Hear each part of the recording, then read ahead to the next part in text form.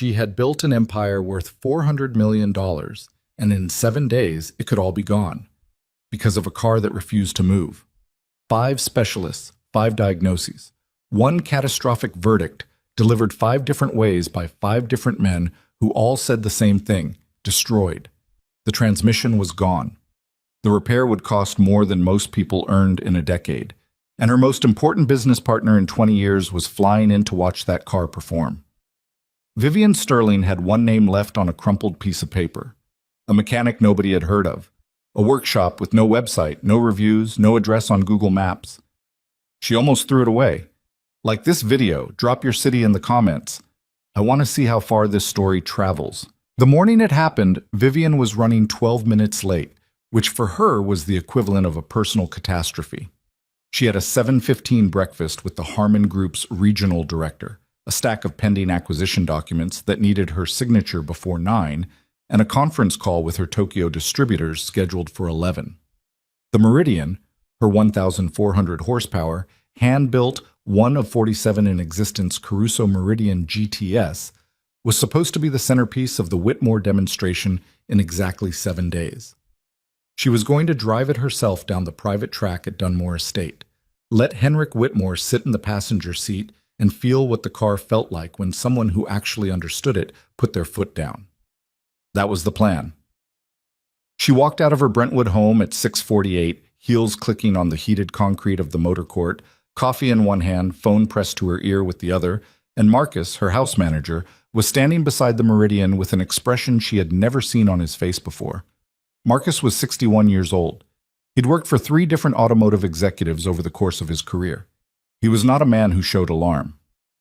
"Ms. Sterling," he said, and his voice had a careful, measured quality to it, the kind a person uses when they're trying very hard not to say the wrong thing. "There's a situation." She lowered the phone. "What kind of situation?" "The car won't move." She looked at the Meridian. It sat exactly where she'd left it the night before, metallic cobalt under the motor court lights, completely still, with its hazard lights blinking in a slow, stupid rhythm that she had never seen it do before. "What do you mean it won't move?" "I pulled it around this morning for the detailer," Marcus said, and the transmission warning came on. Red. Not amber. Red. I tried to put it in drive and it wouldn't engage. It wouldn't engage in reverse either. I turned it off, turned it back on, got the same warning. I called the garage. "And?" "They said bring it in, but Ms. Sterling, it can't be driven. It has to be trailered." She stood there for 3 seconds, which was about 2.5 seconds longer than she usually stood still when something went wrong. Then she handed Marcus her coffee cup, walked to the driver's side of the Meridian, opened the door, and sat down. The interior smelled the way it always smelled: leather and a faint mechanical warmth, and something else she couldn't name, but had come to think of as the smell of serious engineering. She pressed the start button. The engine came alive without hesitation, a low, stable idle, the kind of idle that suggested absolutely nothing was wrong. She pulled the gear selector into drive. The car didn't move. The transmission warning light glowed on the instrument cluster, red and unblinking, and the selector simply sat in the D position doing nothing. She put it in reverse. Nothing. She sat there for a moment in the running, perfectly healthy-sounding engine of a car that had become a very expensive piece of immovable furniture, and she thought about Henrik Whitmore, and about the 1,200 square feet of gallery space at Dunmore Estate, and about the $400 million she had spent the last 18 years building into exactly the kind of company that a partner like Whitmore would want to be attached to. Then she got out, took her coffee back from Marcus, and called her assistant. "Reschedule the breakfast," she said, "and get me the number for Caruso's service team." The first specialist arrived that same afternoon. His name was Dale Porterfield, and he ran the most respected European-marked service facility in the greater Los Angeles area. He had factory certifications from 7 different manufacturers. His waiting list for new clients was typically 8 months long. He had worked on the cars of 2 sitting senators, a former Secretary of State, and more celebrities than he was legally permitted to name. He spent 40 minutes with the Meridian. He ran his diagnostics, pulled the fault codes, examined the readouts on his laptop, and then came to find Vivian in the small office her house manager had set up just off the motor court. "It's the transmission," Dale Porterfield said. He had the tone of a physician delivering a terminal diagnosis, not without sympathy, but without ambiguity either. The primary clutch pack has failed. There's evidence of debris in the fluid, which tells me we're looking at internal damage. The system locked itself into protection mode when it detected the failure. That's why the car won't move. The computer is preventing you from driving it to protect against further damage. Can it be repaired? It can be replaced, he said. A transmission rebuild on this vehicle, with genuine Caruso components, would run you somewhere between $380,000 and $420,000. The parts alone are on a 6 to 8 week delivery from Italy. I can reach out to Caruso's logistics team and see if we can expedite, but I wouldn't count on anything faster than 4 weeks. Vivian looked at him for a long moment. I need it in 7 days. He looked back at her with the expression of a man who had learned a long time ago not to argue with timelines like that. That's not possible, he said. I'm sorry. By the end of the second day, she had 2 more opinions. The second came from a transmission specialist in Calabasas named Roberto Fuentes, who had spent 22 years working exclusively on high-performance European transmissions and was the only independent technician outside of factory service to be listed as a qualified Caruso repair facility. He ran his own diagnostics, spent longer than Porterfield had, and came back with the same conclusion. Clutch pack failure, internal debris, protection mode lockout. His quote was $405,000 and a minimum of 6 weeks. The third came from a retired Caruso factory engineer named Stefan Weiss, who now consulted independently and charged accordingly. He didn't use diagnostic equipment. He listened to the car run for 15 minutes, asked Vivian 6 specific questions about the vehicle's recent history, put his hand on the hood, and kept it there for a moment like he was reading something the machine was trying to tell him, and then straightened up. Clutch pack, he said. Classic presentation. The debris pattern in the fluid is consistent with pack failure. The protection mode activation is a direct response. He paused. I won't quote you a price because I don't do that kind of work anymore. But anyone who tells you this is fixable in under a month is lying to you. By day 4, Vivian had stopped expecting different answers. She called in 2 more specialists on the advice of her attorney, who told her that, given the amount of money involved, she needed documentation of multiple independent assessments before she could consider any legal action against Caruso regarding a potential warranty dispute. Both of them said the same thing. 5 specialists, 5 independent assessments, 5 diagnoses that were, in every essential detail, identical. The transmission was damaged, possibly catastrophically, and the car would not move again within any time frame that was relevant to her situation. She sat in the office off the motor court on the evening of the 4th day, looking at 5 separate diagnostic reports spread across the desk in front of her, and she thought about the kind of company she had spent 18 years building. Sterling Automotive Group had started as a single import dealership in Pasadena. Vivian had been 29 years old, recently divorced, recently broke, and in possession of nothing except a genuine obsession with automobiles and a reckless tolerance for risk. She had borrowed money from her mother, her former college roommate, and a business school acquaintance who'd made a quiet fortune in commercial real estate and apparently found Vivian's certainty more convincing than her business plan. 18 years later, Sterling Automotive Group had 11 dealership locations across 3 states, a specialist vehicle division that sourced and sold ultra-high-end automobiles to private clients internationally, and a service and restoration arm that handled vehicles most shops wouldn't touch. She had 143 employees, a gross annual revenue that had crossed the $400 million mark for the first time the previous fiscal year, and a reputation in the collector car world that had taken the better part of a decade to build and could not be replaced. Henrik Whitmore knew all of that. It was why he wanted to meet her. Whitmore was the founder and majority shareholder of the Whitmore Consortium, a European investment group with significant holdings in automotive manufacturing, motorsport, and luxury goods. He was 71 years old, notoriously private, and had rejected 6 approaches from 6 different American automotive businesses over the past 4 years.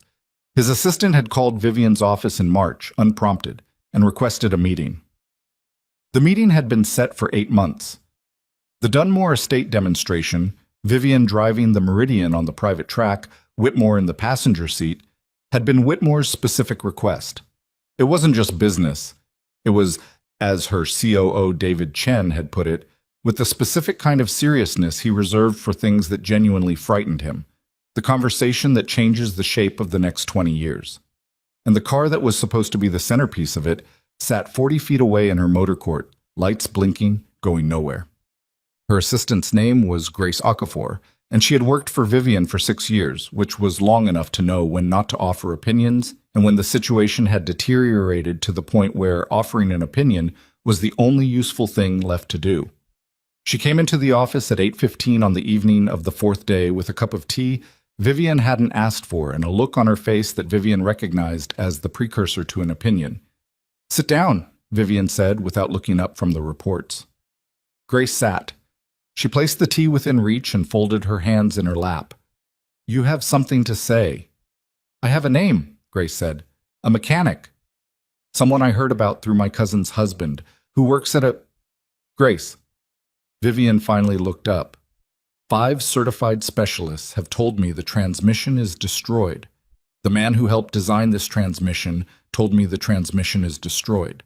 I've had this car assessed by people who have worked on Caruso vehicles for 30 years. What exactly is a mechanic your cousin's husband mentioned going to contribute to this situation?" Grace was quiet for a moment. "He said this person fixed a car that 4 other shops had declared totaled." "What kind of car?" "A McLaren F1. Vivian looked at her for a longer moment. A McLaren F1 is one of the most mechanically complex road cars ever produced. "I know. The people who know how to properly work on them could fit in a reasonably sized room." "I know. Your cousin's husband is a aerospace engineer," Grace said. "He's been building and restoring vehicles as a hobby for 15 years. He's not an enthusiast in the casual sense. He researches things. When he says something works, it's because he's investigated it." Vivian picked up her tea, realized she hadn't wanted tea, and set it back down. "What's the name?" Grace reached into the folder she was carrying and produced a piece of paper. She slid it across the desk. Vivian looked at it. "Adrian Cole. Cole Mechanical. Workshop, Industrial District, address below. No website." She checked on her phone while Grace sat there. No Google listing, no Yelp page, no trade directory listing, nothing. "This person doesn't appear to exist professionally," Vivian said. "He works by referral only. That's either the mark of someone extraordinary or someone who's hiding something. My cousin's husband thinks it's the former." Vivian folded the piece of paper and set it on the desk. She looked at the 5 diagnostic reports. She looked at the folded piece of paper. She thought about Henrik Whitmore, and about 72 hours, and about the shape of the next 20 years. "Call him in the morning," she said. The address led to the kind of neighborhood that Brentwood had no conceptual relationship with. The industrial district on the eastern edge of the city was a grid of wide, featureless streets lined with low buildings of corrugated metal and concrete block. Loading docks, warehouse units, the occasional food truck parked at the edge of a lot, servicing workers she couldn't see. There was a tire retailer, a sheet metal fabrication shop, a company that appeared to specialize in commercial refrigeration units. Cole Mechanical was at the end of a short access road behind a chain-link fence that stood open.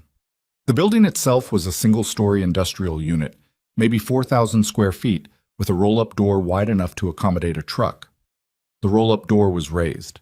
From the street, she could see the interior: pale concrete floor, fluorescent lighting, 2 lifts, an extensive wall of organized tooling, and the back half of what appeared to be a Porsche 911 on one of the lifts with its rear bumper removed. She parked her Range Rover on the access road and sat there for a moment. The place was clean.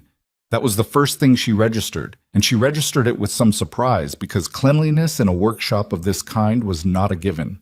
The floor had no oil stains that she could see from where she sat. The tools on the wall were hung in a specific order. Whatever this person was, he wasn't chaotic. She got out and walked to the entrance. The man working on the Porsche had his back to her. He was under the car on a creeper, doing something to the undercarriage with a tool she couldn't identify from the doorway.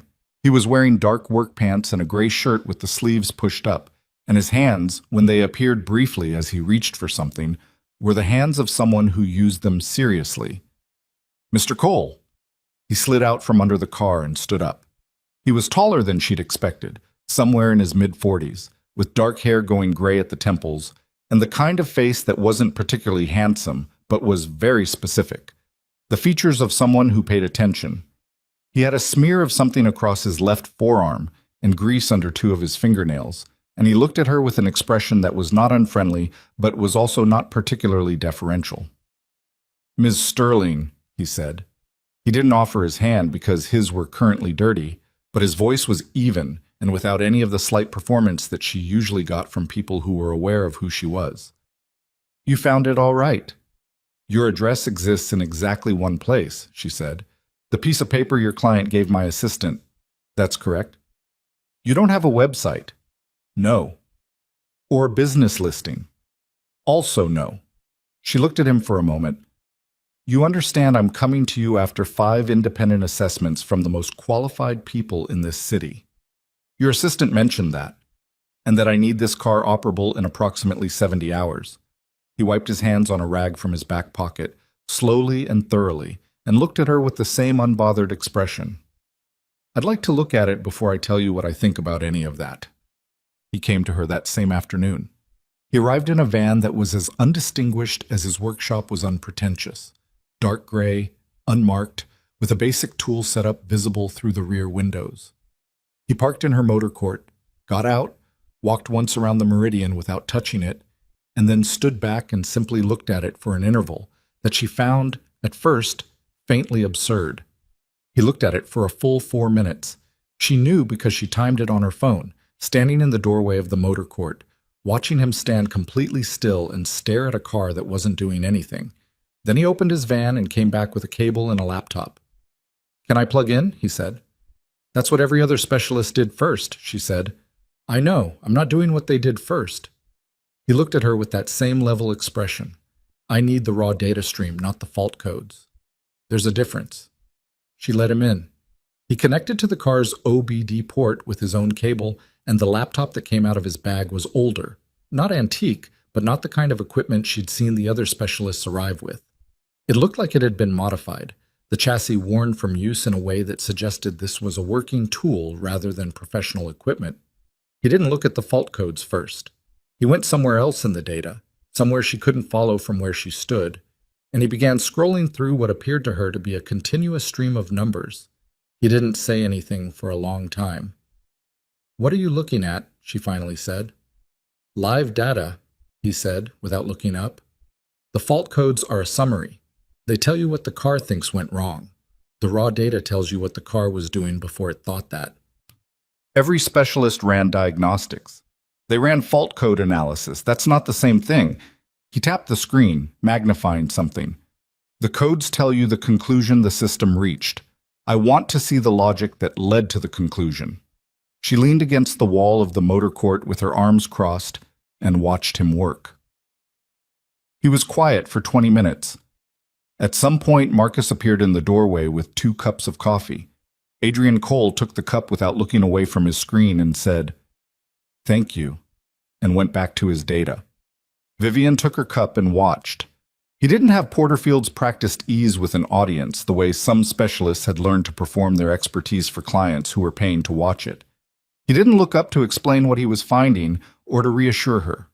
He was, simply and without theater, doing a thing. She found this, unexpectedly, more reassuring than anything Porterfield had said. After 30 minutes, he put the laptop down, went back to the van, and came back with a different tool, a pressure gauge of some kind, with fittings she didn't recognize. He spent 15 minutes in the engine bay, doing something to a component she couldn't see clearly from where she stood. Then he straightened up and came back to her. "I'm not going to tell you what I think today," he said. She looked at him. "Excuse me?" "I don't have a diagnosis."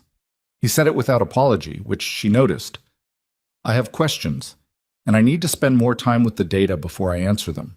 I can tell you what I've seen so far, which is that the fault code picture doesn't entirely fit the failure presentation, and I want to understand why." The other 5 specialists had no trouble with the diagnosis. "I know," he said. "I'm aware of that." "They're all saying the same thing." "They are." He picked up his laptop, folded it closed. A transmission failure on this vehicle with this presentation pattern would typically show certain corroborating data points. I'm not seeing all of them. I want to know why before I tell you what I think is wrong." She stared at him.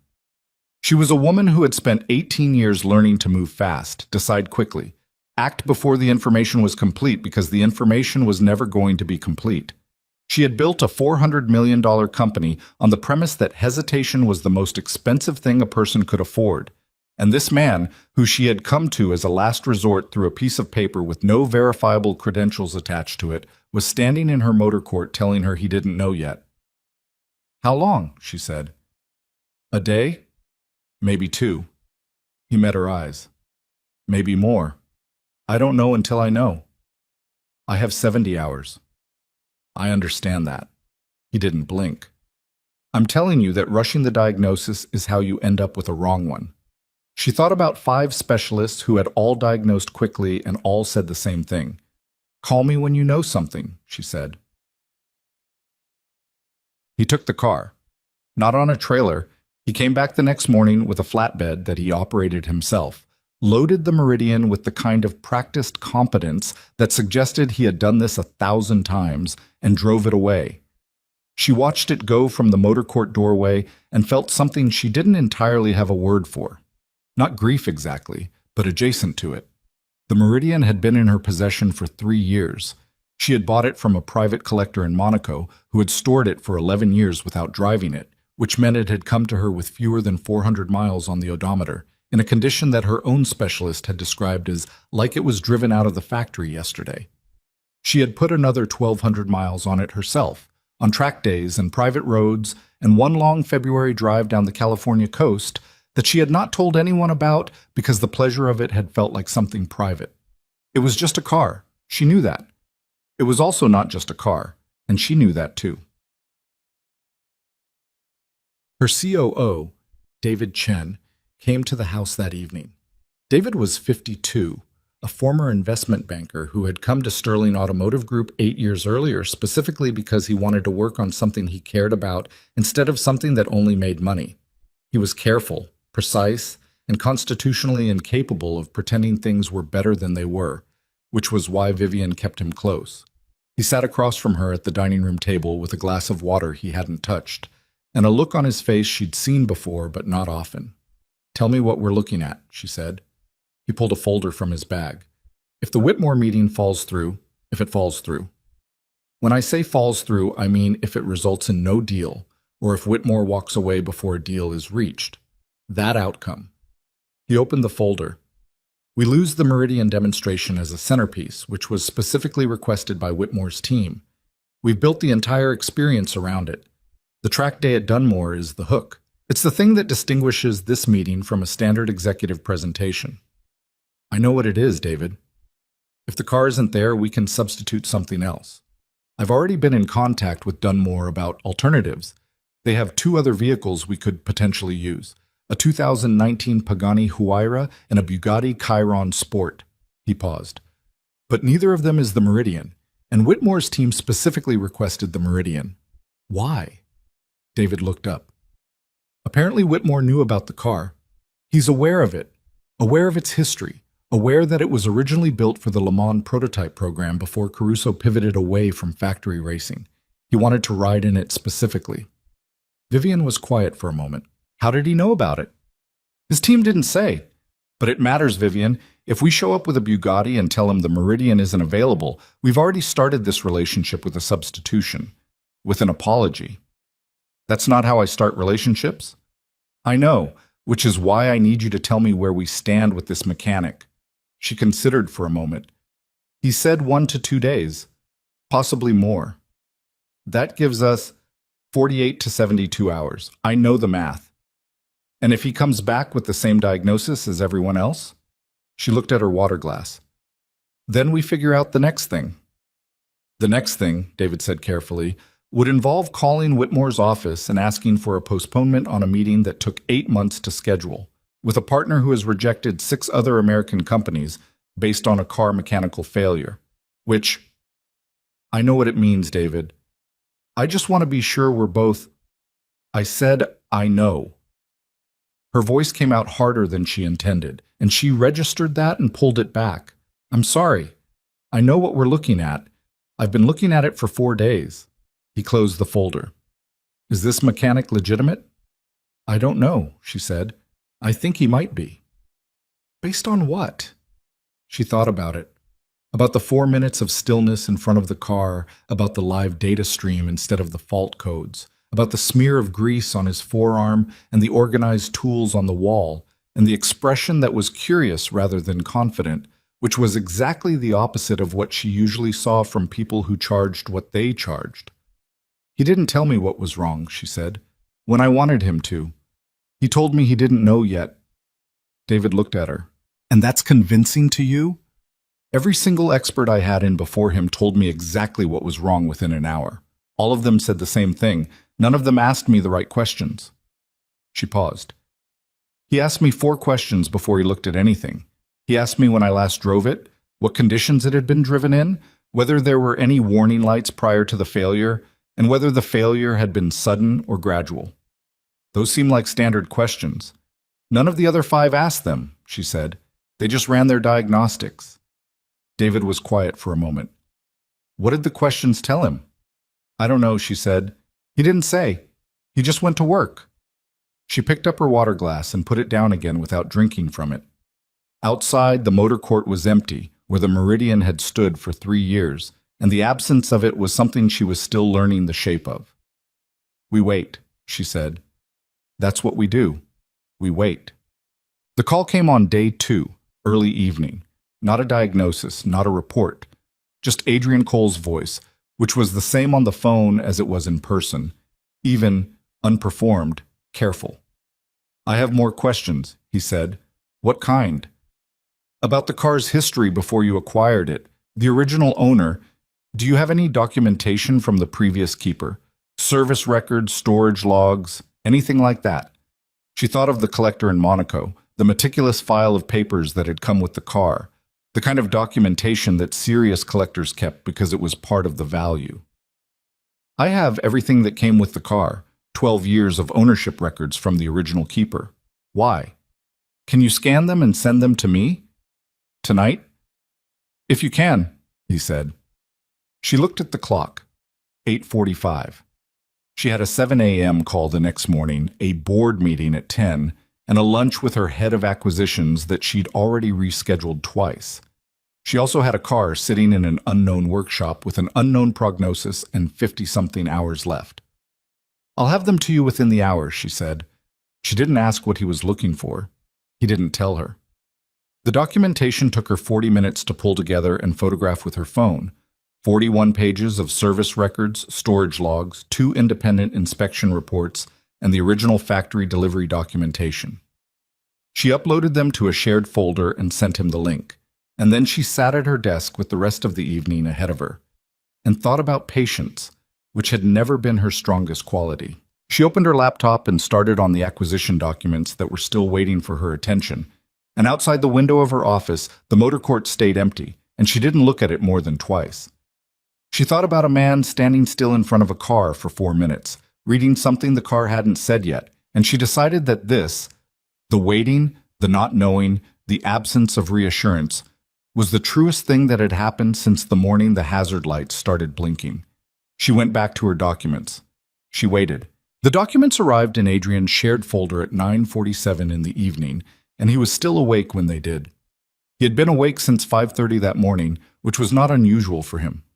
Sleep, for Adrian Cole, had always been a negotiation rather than a surrender. He came to it when the work allowed, and lately the work had not been particularly generous. He lived 20 minutes from the workshop in a house that was smaller than Vivian Sterling's motor court, on a street where the neighbors kept modest hours and nobody asked questions about the van parked in the driveway. The house had 3 rooms that mattered to him. The kitchen, where he made coffee and occasionally ate actual food, the study, where he kept his reference library and his secondary workstation, and the attached garage, where a partially restored 1971 Alfa Romeo Spider had been waiting patiently for the better part of 2 years for him to finish what he'd started. He was in the study when the notification came through. He opened the folder, began reading from the beginning, and did not stop until he had read every page. The service records from the Monaco collector were exactly what he'd hoped they would be. Thorough, chronological, and written in the obsessive detail of a man who had treated this car the way other people treated museum acquisitions. Every oil change was logged, every tire rotation, every time the car had been started during its 11 years of storage. There was an entry: date, duration, ambient temperature, conditions. The collector had been a retired aerospace executive, and the records had the quality of engineering documentation rather than simple maintenance logs. Adrian read through them twice. On the second pass, he found what he was looking for. It wasn't dramatic. It wasn't underlined or highlighted or flagged in any way by the collector, because the collector hadn't known it was significant.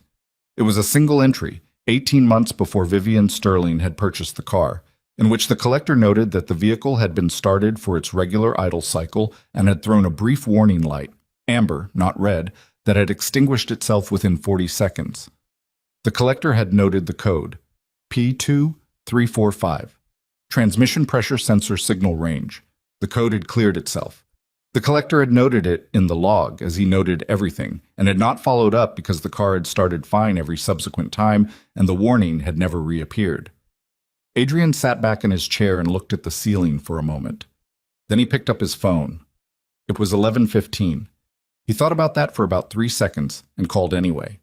Vivian answered on the second ring, which told him she hadn't been asleep. "You found something," she said. It wasn't a question. "Maybe," he said. "I found something in the documentation that I want to rule out before I tell you what I think. I need one more day with the car." There was a silence on the line that had a specific texture to it, not the silence of someone absorbing bad news, but the silence of someone doing math in their head. "You have it," she said. "What did you find?" "A sensor anomaly from 18 months before you bought the car. A pressure sensor on the transmission threw a code and cleared itself. The previous owner logged it and moved on." "What does that mean?" "It might mean nothing. It might mean everything." He paused. "I want to test something before I say more. If I'm right about what I think is happening, the news is going to be very different from what you've been told." Another silence, shorter this time. "Different how?" "Better," he said. "Significantly better. But I'm not going to tell you that until I'm certain, because I know what's at stake, and I don't want to give you hope I can't back up." She was quiet for a moment, and then she said something he didn't expect. "How did you get into this? Doing what you do?" He considered the question. It was late, and she wasn't asking to fill the silence. There was genuine curiosity in it, the kind that came from someone who was accustomed to evaluating people and was still in the process of evaluating him. "I grew up watching my father fix things," he said. "He was an electrician. Nothing exotic, residential work, commercial installations, but the way he approached a problem when something wasn't working right, the patience of it, the refusal to assume, that's what I absorbed. I went to work at a dealership when I was 19, hated everything about it except the diagnostic work, eventually started doing it on my own." That's not really an answer to how you became someone who works on Caruso meridians in an unmarked workshop in the industrial district. He almost smiled. "No," he said. "I suppose it isn't. You don't have to explain yourself to me." "I know." He looked at the service record still open on his screen. "I worked at a specialty shop in my late 20s. We had a car come in, a Ferrari 55 Maranello, owned by a man who'd had it declared a total loss by 2 other shops. Both shops said the engine was seized. The owner was about to accept the insurance settlement and let the car be crushed. And it wasn't seized. The oil pressure sensor had failed. The engine had gone into limp mode to protect itself. The car was in perfect mechanical condition. We ran a complete inspection, replaced the sensor, recalibrated the system, and the owner drove it out of our shop."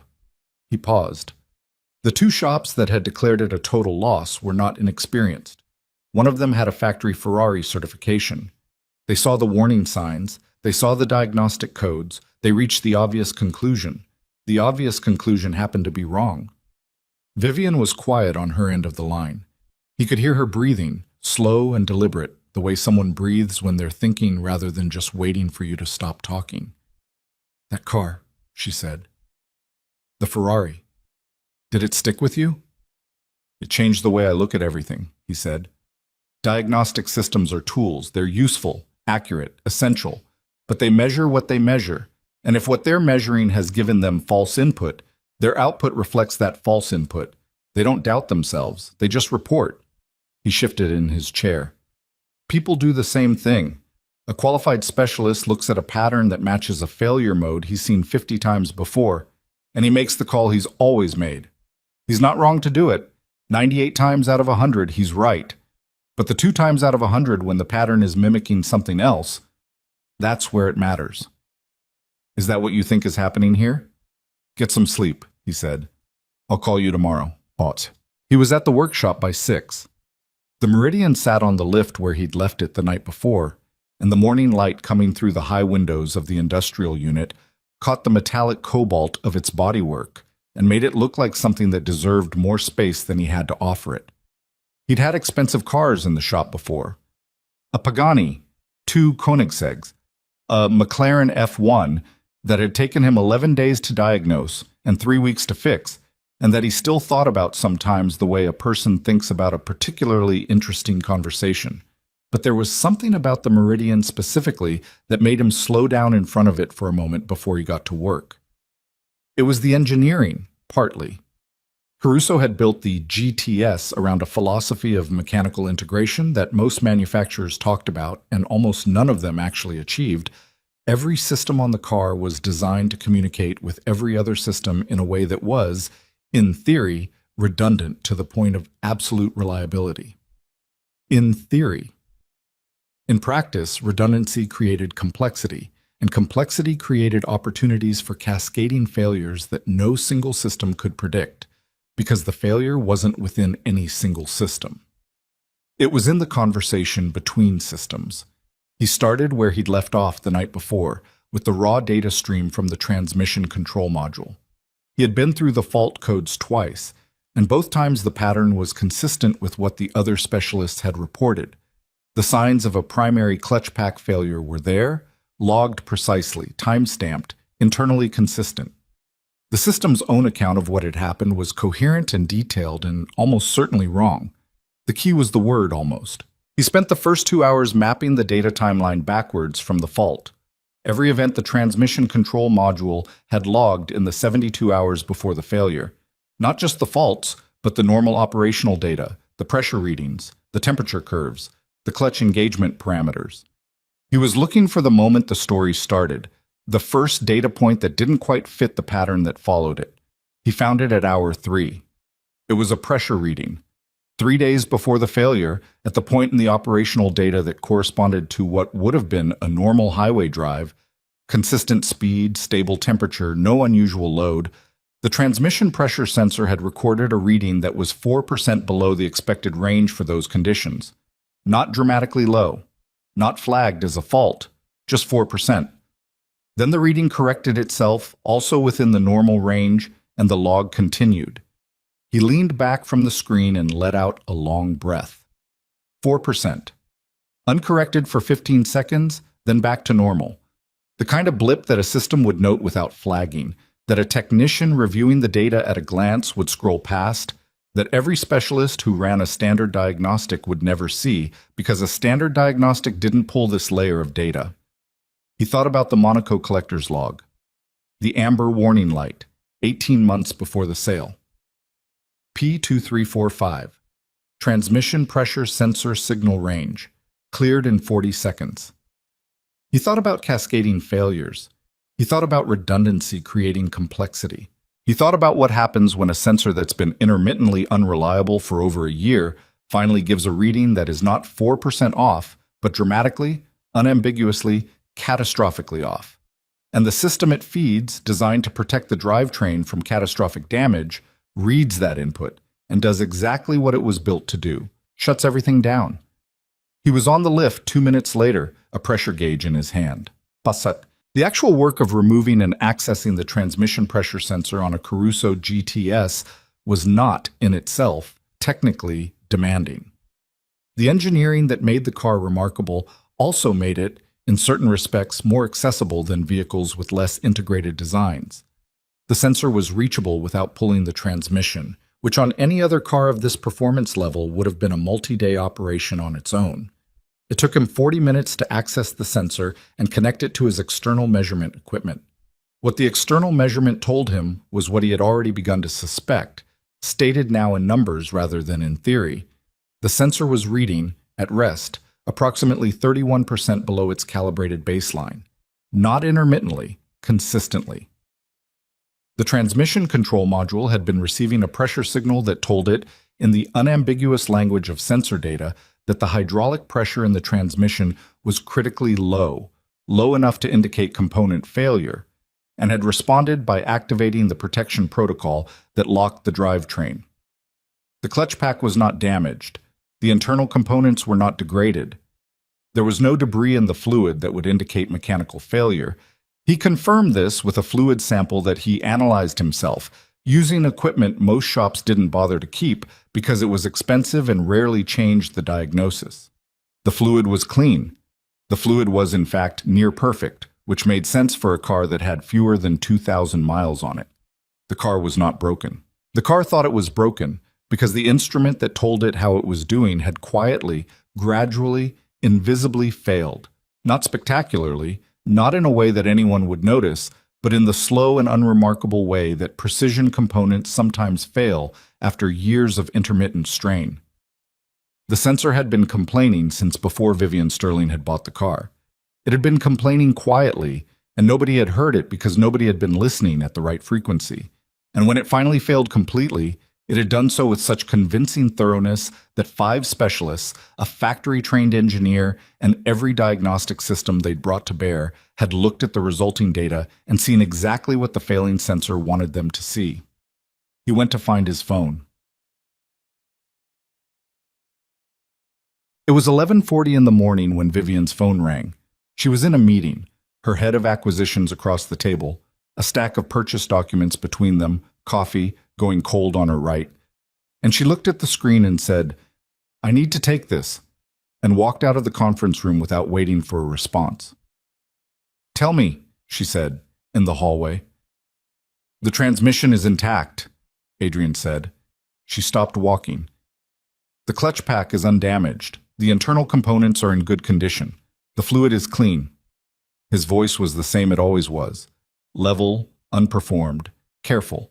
But there was something underneath it that she recognized after a moment as the particular kind of satisfaction that belongs to someone who has been right about something that mattered.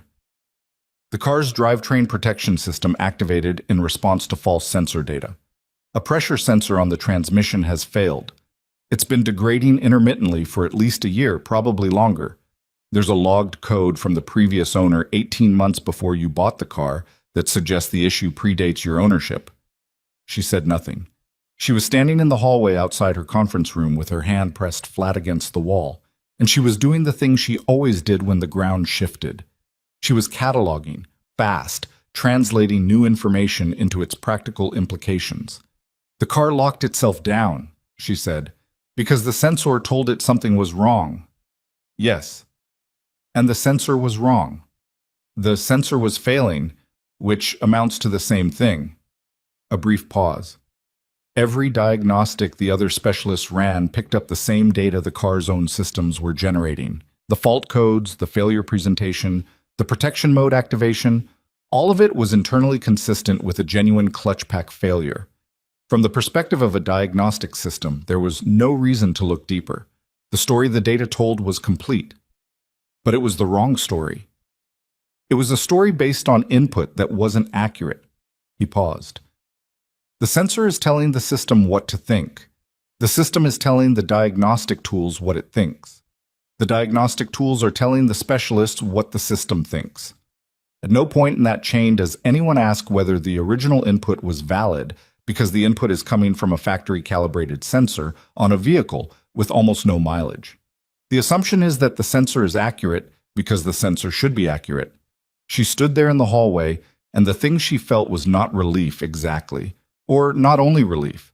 It was something more complicated than relief, which had to do with 5 very confident, very expensive, very qualified men who had all looked at this situation and reached the same conclusion, and the man who had charged her nothing yet and had looked at the same situation and asked a different question. "Can you fix it?" she said. "I already have the part on order. The sensor is not a Caruso-specific component. It's a supplier part that's also used in 3 other vehicle platforms. I can have it by tomorrow morning." "And then?" "Replace the sensor, recalibrate the transmission control module, run a full verification cycle. Assuming the verification confirms what the static tests indicate, the car should be fully operational." Another pause. "I want to be careful about the word should. I'm confident in the diagnosis. I'm always cautious about outcomes until I can confirm them with a running test." "How cautious?" "Reasonably confident," he said. "Enough that I'd tell you to be ready to drive it." She exhaled slowly. "Okay," she said. "Okay." "Get some sleep," he said for the second time. "I'll call you when the part arrives." She went back into the conference room and finished her meeting, which was impressive. And then she sat at her desk for 20 minutes doing nothing, which was less characteristic. David Chen appeared in her doorway at 1:30, read her expression, and came in without being invited. "Something happened," he said. "Sit down." He sat. She told him what Adrian had found as precisely as she could, because David's value to her was in his precision, and she'd learned not to round the edges when talking to him. When she was finished, he was quiet for a moment. "A sensor," he said. "A failing sensor that had been degrading for over a year. And 5 certified specialists missed it." "They didn't miss it," she said, which surprised her as she said it, because she hadn't planned to defend them. "They weren't looking for it. The data they had access to was consistent with the diagnosis they made. Nobody told them to look at the original input." "But he did." "He asked different questions." She picked up her pen and turned it in her fingers.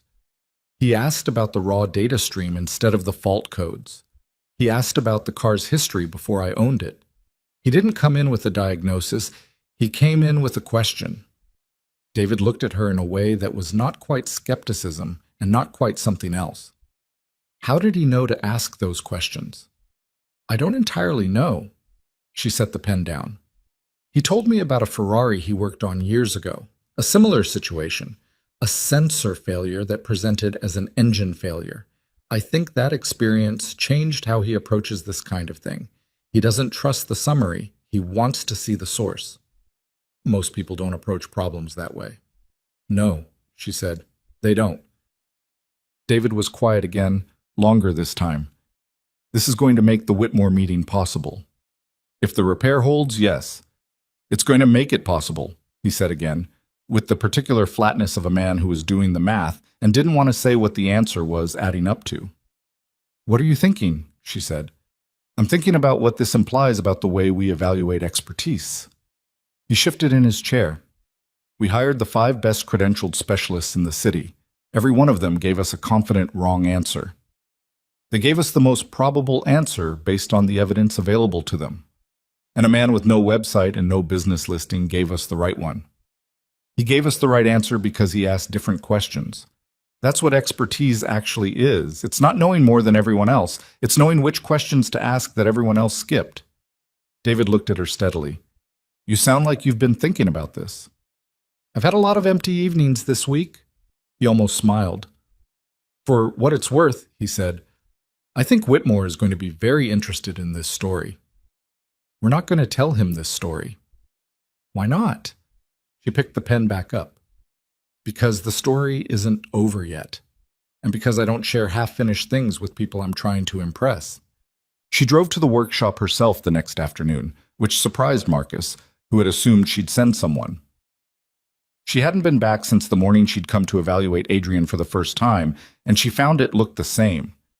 The fence standing open, the Porsche that had been on one of the lifts now gone, replaced by what appeared to be a mid-90s Land Rover Defender, with its engine in several extremely deliberate pieces on a work table nearby.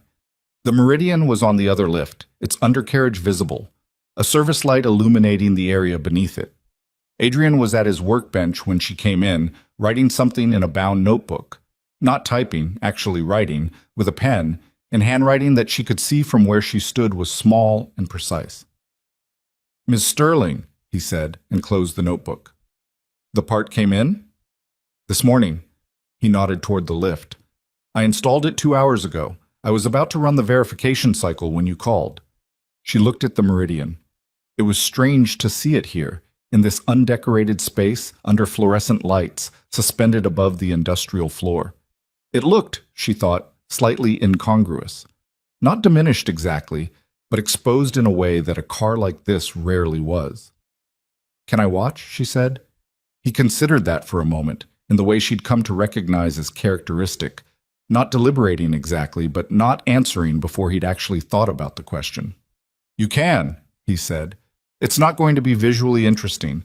It's a software verification process. I'll be looking at a screen." "I know what a software verification process looks like." "Right." He nodded. "Then yes." He lowered the Meridian off the lift, which took a few minutes and was accomplished with the same unhurried precision that characterized everything she had seen him do. Then he opened the driver's door and connected his laptop to the OBD port, and she stood 3 feet away and watched him work.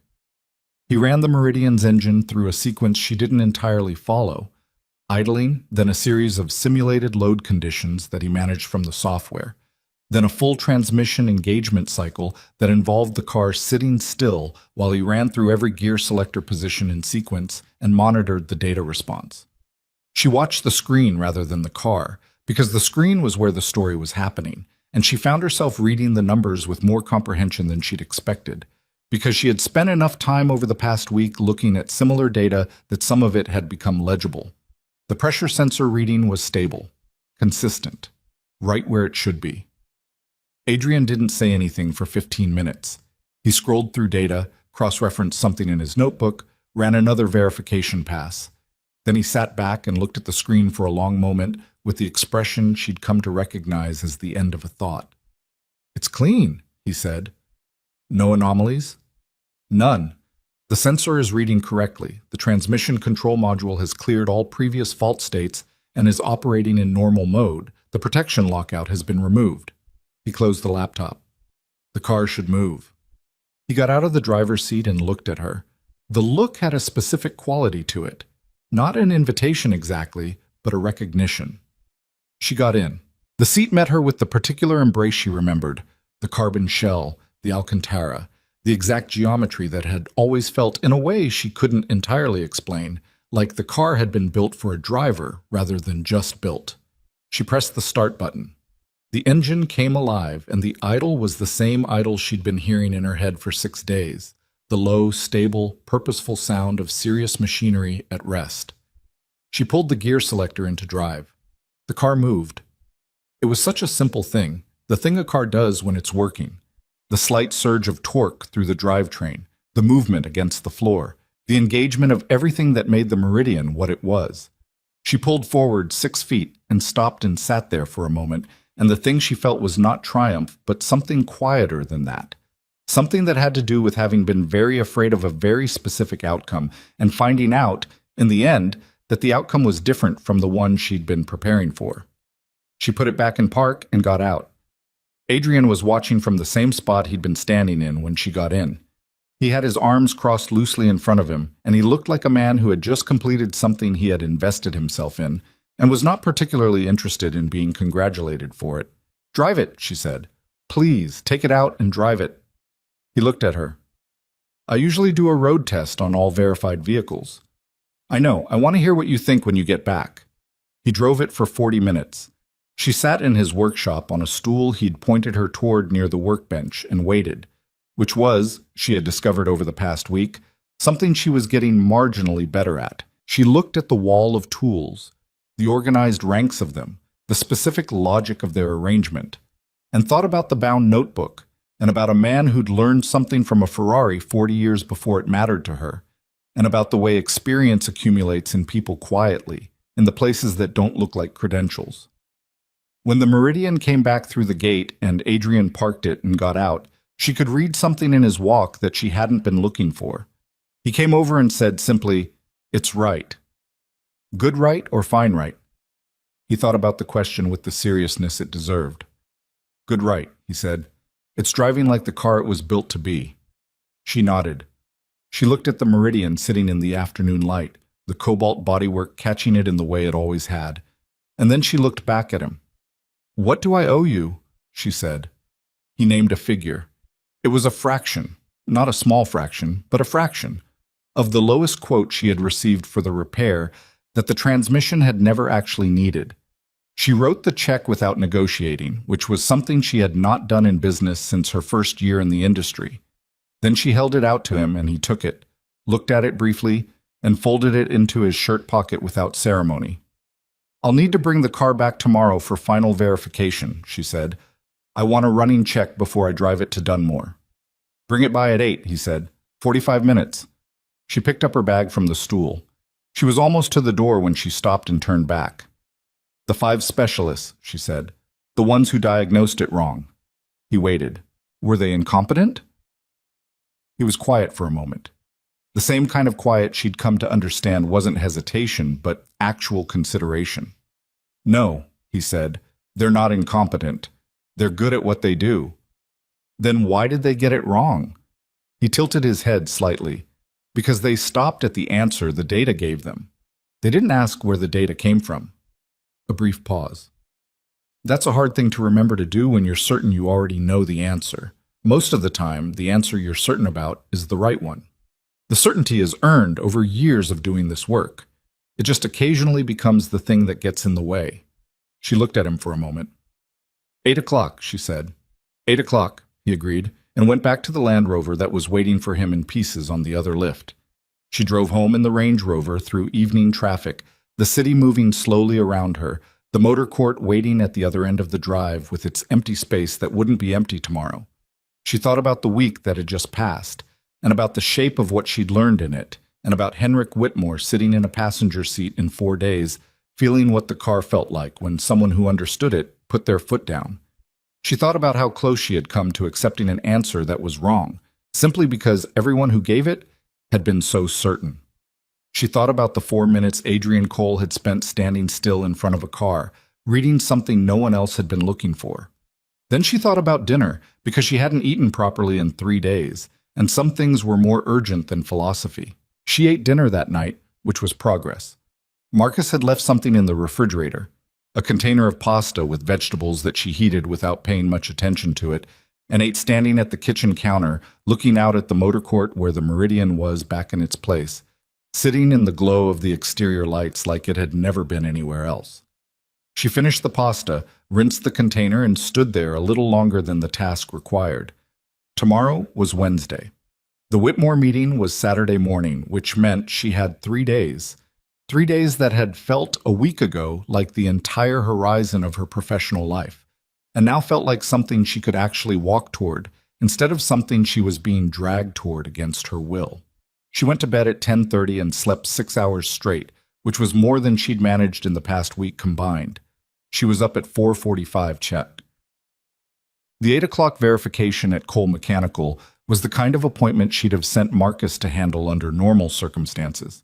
She'd have called afterward for the results, noted them, moved on to the next thing on a list that never got shorter. That was how she operated. She delegated the follow-through when the essential decision was already made, because her time was the organization's most expensive resource, and she'd learned to spend it accordingly. She drove the Meridian herself, all the way through morning traffic, which was dense and indifferent and entirely unsympathetic to a vehicle of this particular significance, and she sat in the Cobalt car among the sedans and SUVs and delivery trucks and felt the transmission move through its ranges with exactly the unhurried authority that had been missing for 6 days, and thought about almost losing this. Adrian was already working when she arrived. He had the Land Rover's engine back in the vehicle, she noticed, or most of it, and was doing something to the cooling system when she pulled through the gate. He looked up, and she had the sense that he registered what he needed to register about the car before he registered her in it, which she found she didn't mind. "Pull it over the second lift," he said. She did. He lowered the lift arms, connected his laptop, and ran the same verification protocol he'd run the afternoon before. Methodical, unhurried, saying nothing that didn't need to be said. She watched the screen over his shoulder, and the data came back the same as it had the previous evening. Clean, stable, the pressure sensor reading steady within its calibrated range, the transmission control module operating in standard mode with all previous fault states cleared. 22 minutes. That was how long it took. Same as yesterday, he said. Nothing changed overnight? No, which is what I expected. Once the sensor was replaced and the module recalibrated, the system reset completely. There's no residual fault data. He closed the laptop. You can drive it to Dunmore. She let out a breath she hadn't entirely realized she was holding.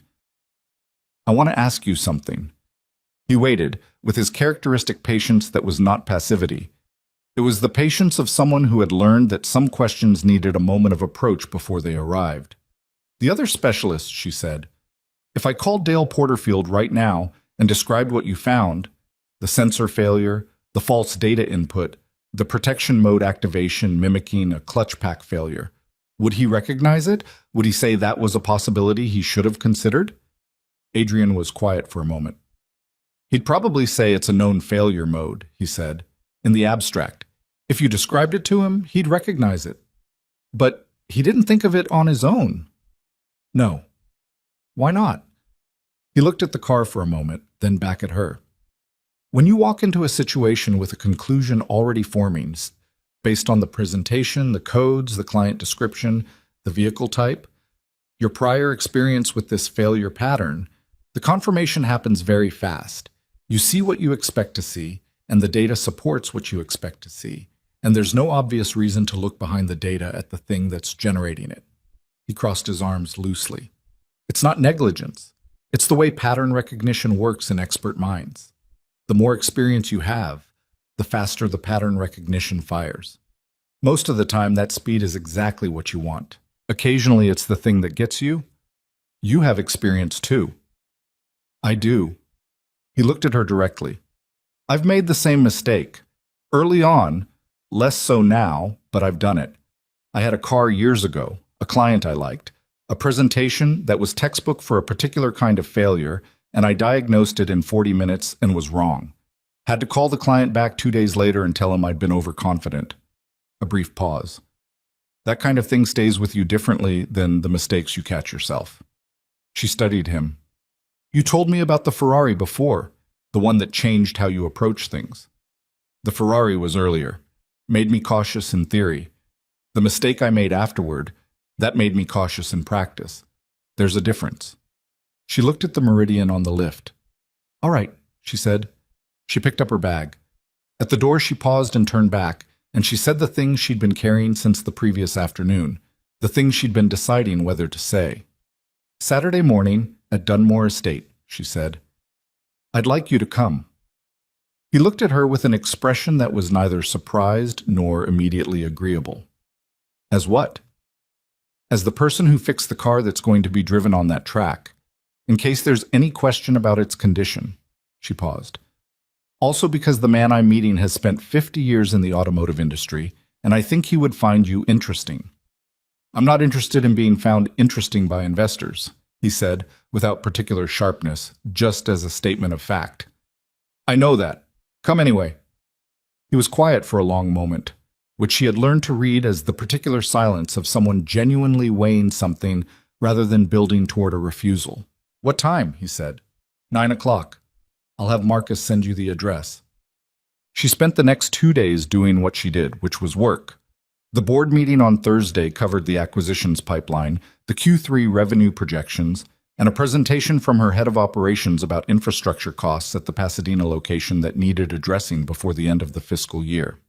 She sat at the head of the table and listened and asked the questions that mattered and made 3 decisions before noon, which was about average.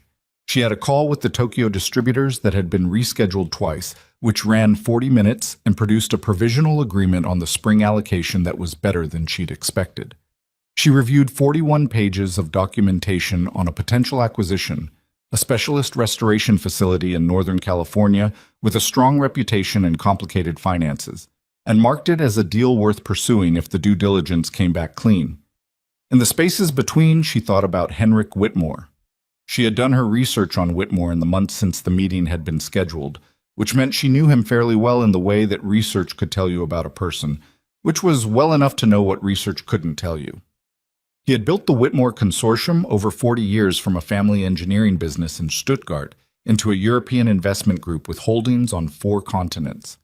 He had, In the course of doing that, acquired a reputation for being extremely patient, extremely direct, and almost impossible to impress in the way people usually tried to impress him, which was with numbers and credentials and the performance of seriousness. What impressed Whitmore, according to the handful of people Vivian knew who had dealt with him, was specificity.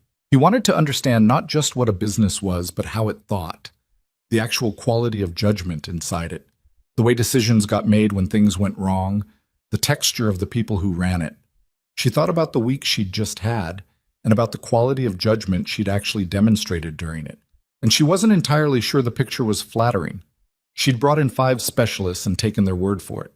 She'd almost let an astronomical, entirely unnecessary repair proceed.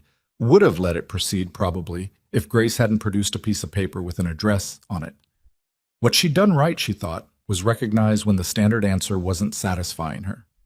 Follow the uneasy feeling instead of dismissing it as wishful thinking. Sit with not knowing when a man she had no reason to trust told her he didn't have an answer yet. That was something.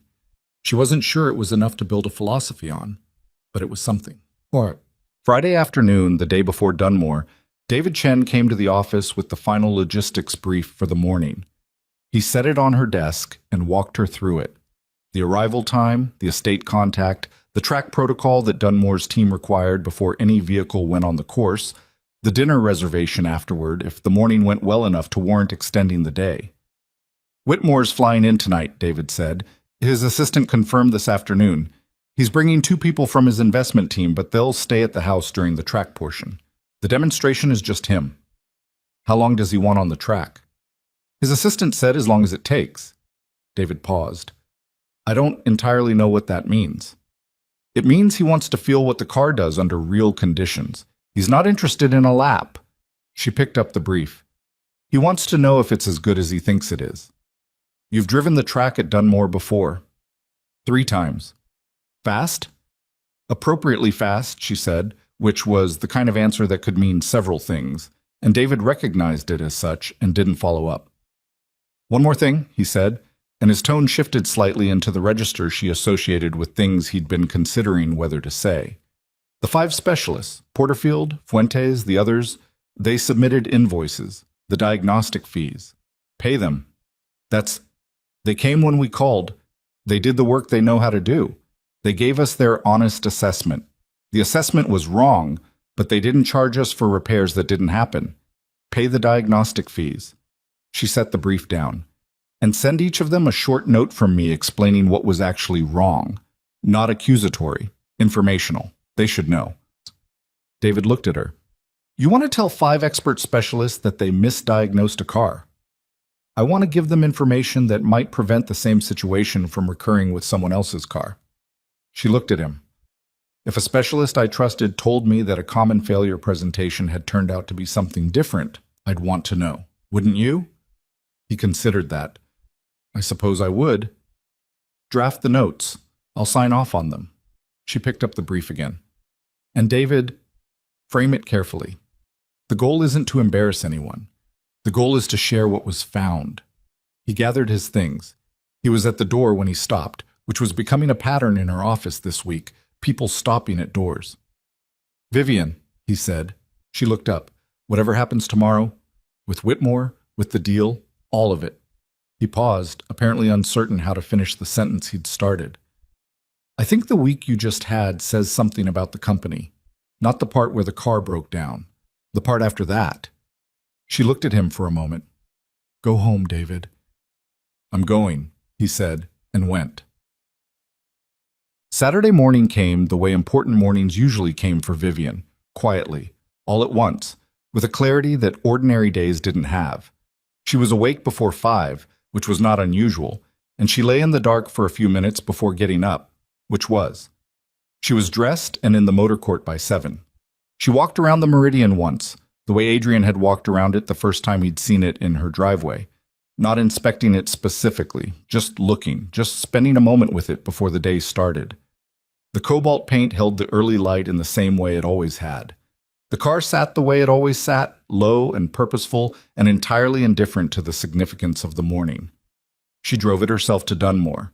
The estate was 40 minutes outside the city, north and east, on a property that had been in the Dunmore family since the 1940s and had been, over the decades, various things: a working farm, a private entertainment venue, a conservation site, before the current generation had turned the back acreage into a private track facility.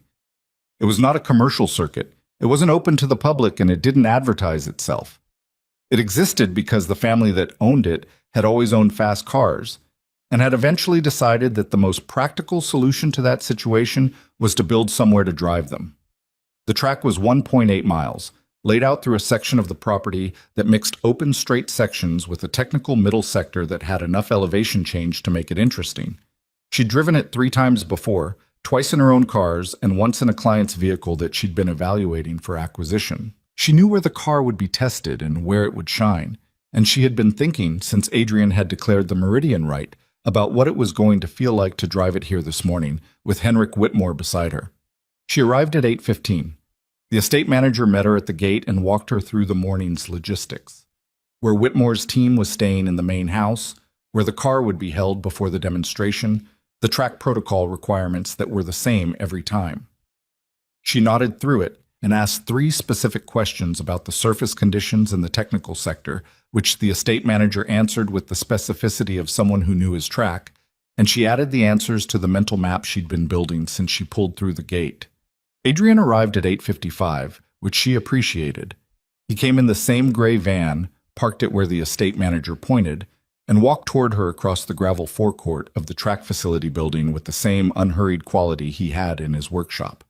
He was wearing dark trousers and a plain jacket over a collared shirt, which was not what she'd have advised and was also, she thought, exactly right.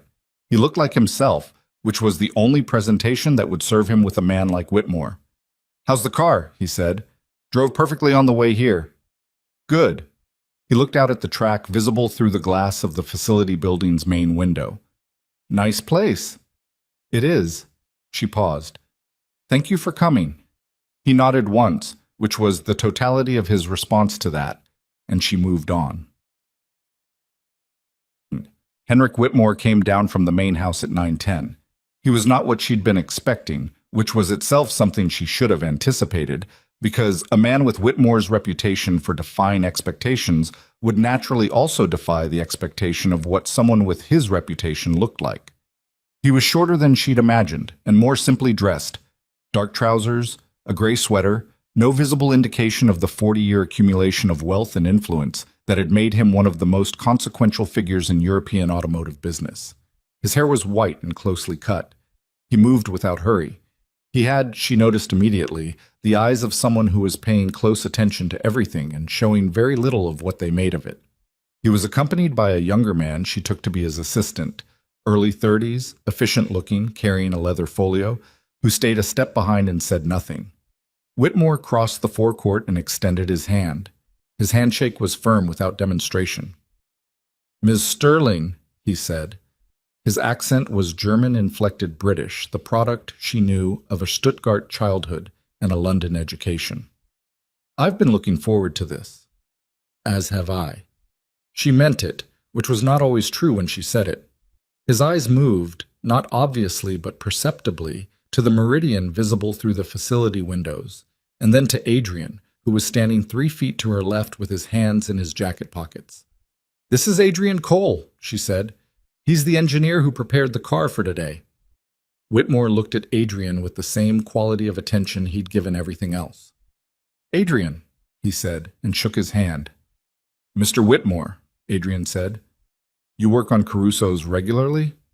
"Not regularly. This is the second one I've been inside." Whitmore's expression registered something. Not quite surprise, not quite satisfaction. "What was the first?" "A 2019 GT4 Corsa, owner in Phoenix, transmission issue. Similar presentation to this car, different root cause." "What was the root cause on this one?" Vivian watched Adrian's face as he decided how to answer that question. She had not briefed him on how much to share because she'd trusted him to read the room, and he was reading it. "A pressure sensor failure that had been intermittent for over a year," he said. The failure presentation mimicked catastrophic transmission damage. The car was locked in protection mode. 5 other specialists had examined it and concluded the transmission was destroyed. Whitmore's attention sharpened in a way that was subtle but unmistakable. All five reached the same conclusion? They did. And you reached a different one. I asked different questions first. Adrian paused. The data they had access to was internally consistent with the diagnosis they made. The problem was upstream of the data. The sensor that was generating it had been degrading without logging a persistent fault. I found it in the historical record and in the raw data stream, not in the fault code summary. Whitmore looked at him for a moment. How long have you been doing this kind of work? 22 years. Where did you train? On the job, mostly. I had a mentor in my 20s who was good enough to show me what I didn't know. Adrian glanced briefly at the Meridian. I read a lot. Whitmore almost smiled. It was a very small thing, barely a change in the set of his mouth, but Vivian caught it. Shall we drive? Whitmore said, turning to her. She walked him to the car herself. The estate manager had already run the pre-session track protocol. Surface check, safety systems verified, timing equipment active. The Meridian sat at the pit entrance with the confidence of a car that didn't know it had been doubted, which was the only way cars ever sat. She held the passenger door. Whitmore folded himself in with the ease of someone who had spent a great deal of his life getting into and out of very low cars. The Alcantara seat met him. He looked at the dashboard, the instruments, the gear selector, and she saw his hands move to the seat controls briefly, adjusting for his height with the practiced economy of a man accustomed to finding his position in unfamiliar cockpits. She got in, settled, pressed start. The engine came alive, and the idle filled the cockpit in the way it always did, present without being loud, a vibration more than a sound, the machine breathing. She drove out onto the track. The first section was a long straight that she covered at moderate speed, letting the car wake up, letting Whitmore feel the weight of it and the way the chassis communicated with the road. She felt him beside her, not tense, not performing relaxation, just present and attentive, the way experienced drivers sit in passenger seats. He wasn't gripping anything. His hands rested on his thighs. Tell me about the car, he said. What do you want to know? What it was built to do. She thought about how to answer that as she approached the first technical section. Caruso built 47 of these as a private commission. The Le Mans program was canceled before it got to prototype stage, and the chief engineer didn't want the development work to disappear into an archive. The GTS is what he decided the car would have been if it had been built for the road instead of the track. Not a street-legal race car, but a road car with race car thinking in it. Every system is designed around the assumption that the driver knows what they're doing. Do you? Drive it like I know what I'm doing? She put her foot down into the entry of the first corner, felt the chassis respond with the instantaneous, almost telepathic fidelity that she had never stopped marveling at. I try. She drove the first lap at 7/10. The technical sector, the middle section with the elevation changes, the off-camber left-hander that looked like nothing and punished assumption, the long right-hander that she'd worked out on her third visit and still wasn't completely satisfied with, she took at the pace of something that was getting reacquainted rather than proving itself. She wanted the tires in the right temperature window. She wanted to feel what the car was doing today, in these conditions, with this load. Whitmore said nothing for the first lap. He watched the track ahead and the instrument cluster in equal measure, and she had the impression of someone reading in two languages simultaneously. At the end of the first lap, she slowed through the pit entry and said, "Ready?" "Yes," he said. She drove the next 3 laps at a pace that was not the limit of the car and not the limit of the track, but was the intersection of her knowledge of both with what she'd learned about the car's particular character, where it wanted to be pushed and where it would push back, the way it handled weight transfer under hard braking in the technical sector, the way the engine's torque came in on corner exit with a solidity that no electronic system could have synthesized. The track surface was slightly damp in the shade of the tree line on the back section, and she adjusted for it twice in ways she wasn't conscious of making decisions about, which was the thing about driving at this level. The decisions weren't always decisions. Sometimes they were just the accumulated result of having done something enough times that the body knew before the mind did. Whitmore did not say anything during those 3 laps. Coming into the pit after the 5th lap, she eased off and let the car settle, and she was aware of her own pulse for the first time since she'd started the engine. She pulled to a stop at the pit entrance and sat for a moment, and the silence after the engine dropped was the kind of silence that follows something that was worth the effort of getting to it. Whitmore leaned back in the Alcantara seat and said nothing for a long moment. "How many miles on it?" he said finally. 1,942. Since new? Since new. He nodded slowly. I read about this car years ago. One of the Caruso engineers wrote a technical paper about the chassis development. It was published in a German engineering journal, circulation of about 400 people. Not exactly mainstream. He looked at the instruments. He described the goal as building a car that told the truth. His phrase, the idea that most high-performance vehicles are built to manage the driver's experience, to make the car feel more capable than it is, to protect the driver from information they might not be able to use. He wanted to build something that gave the driver everything and trusted them to handle it. He succeeded, she said. Did the car tell you the truth when the sensor failed? She thought about that. The car did exactly what it was built to do. It told its systems that something was wrong, and its systems responded by shutting down to prevent damage. The problem was that what the car thought was happening wasn't what was actually happening. The car was acting on false information, Whitmore said. Yes. And the specialists were acting on the false information the car gave them. Yes. He was quiet again.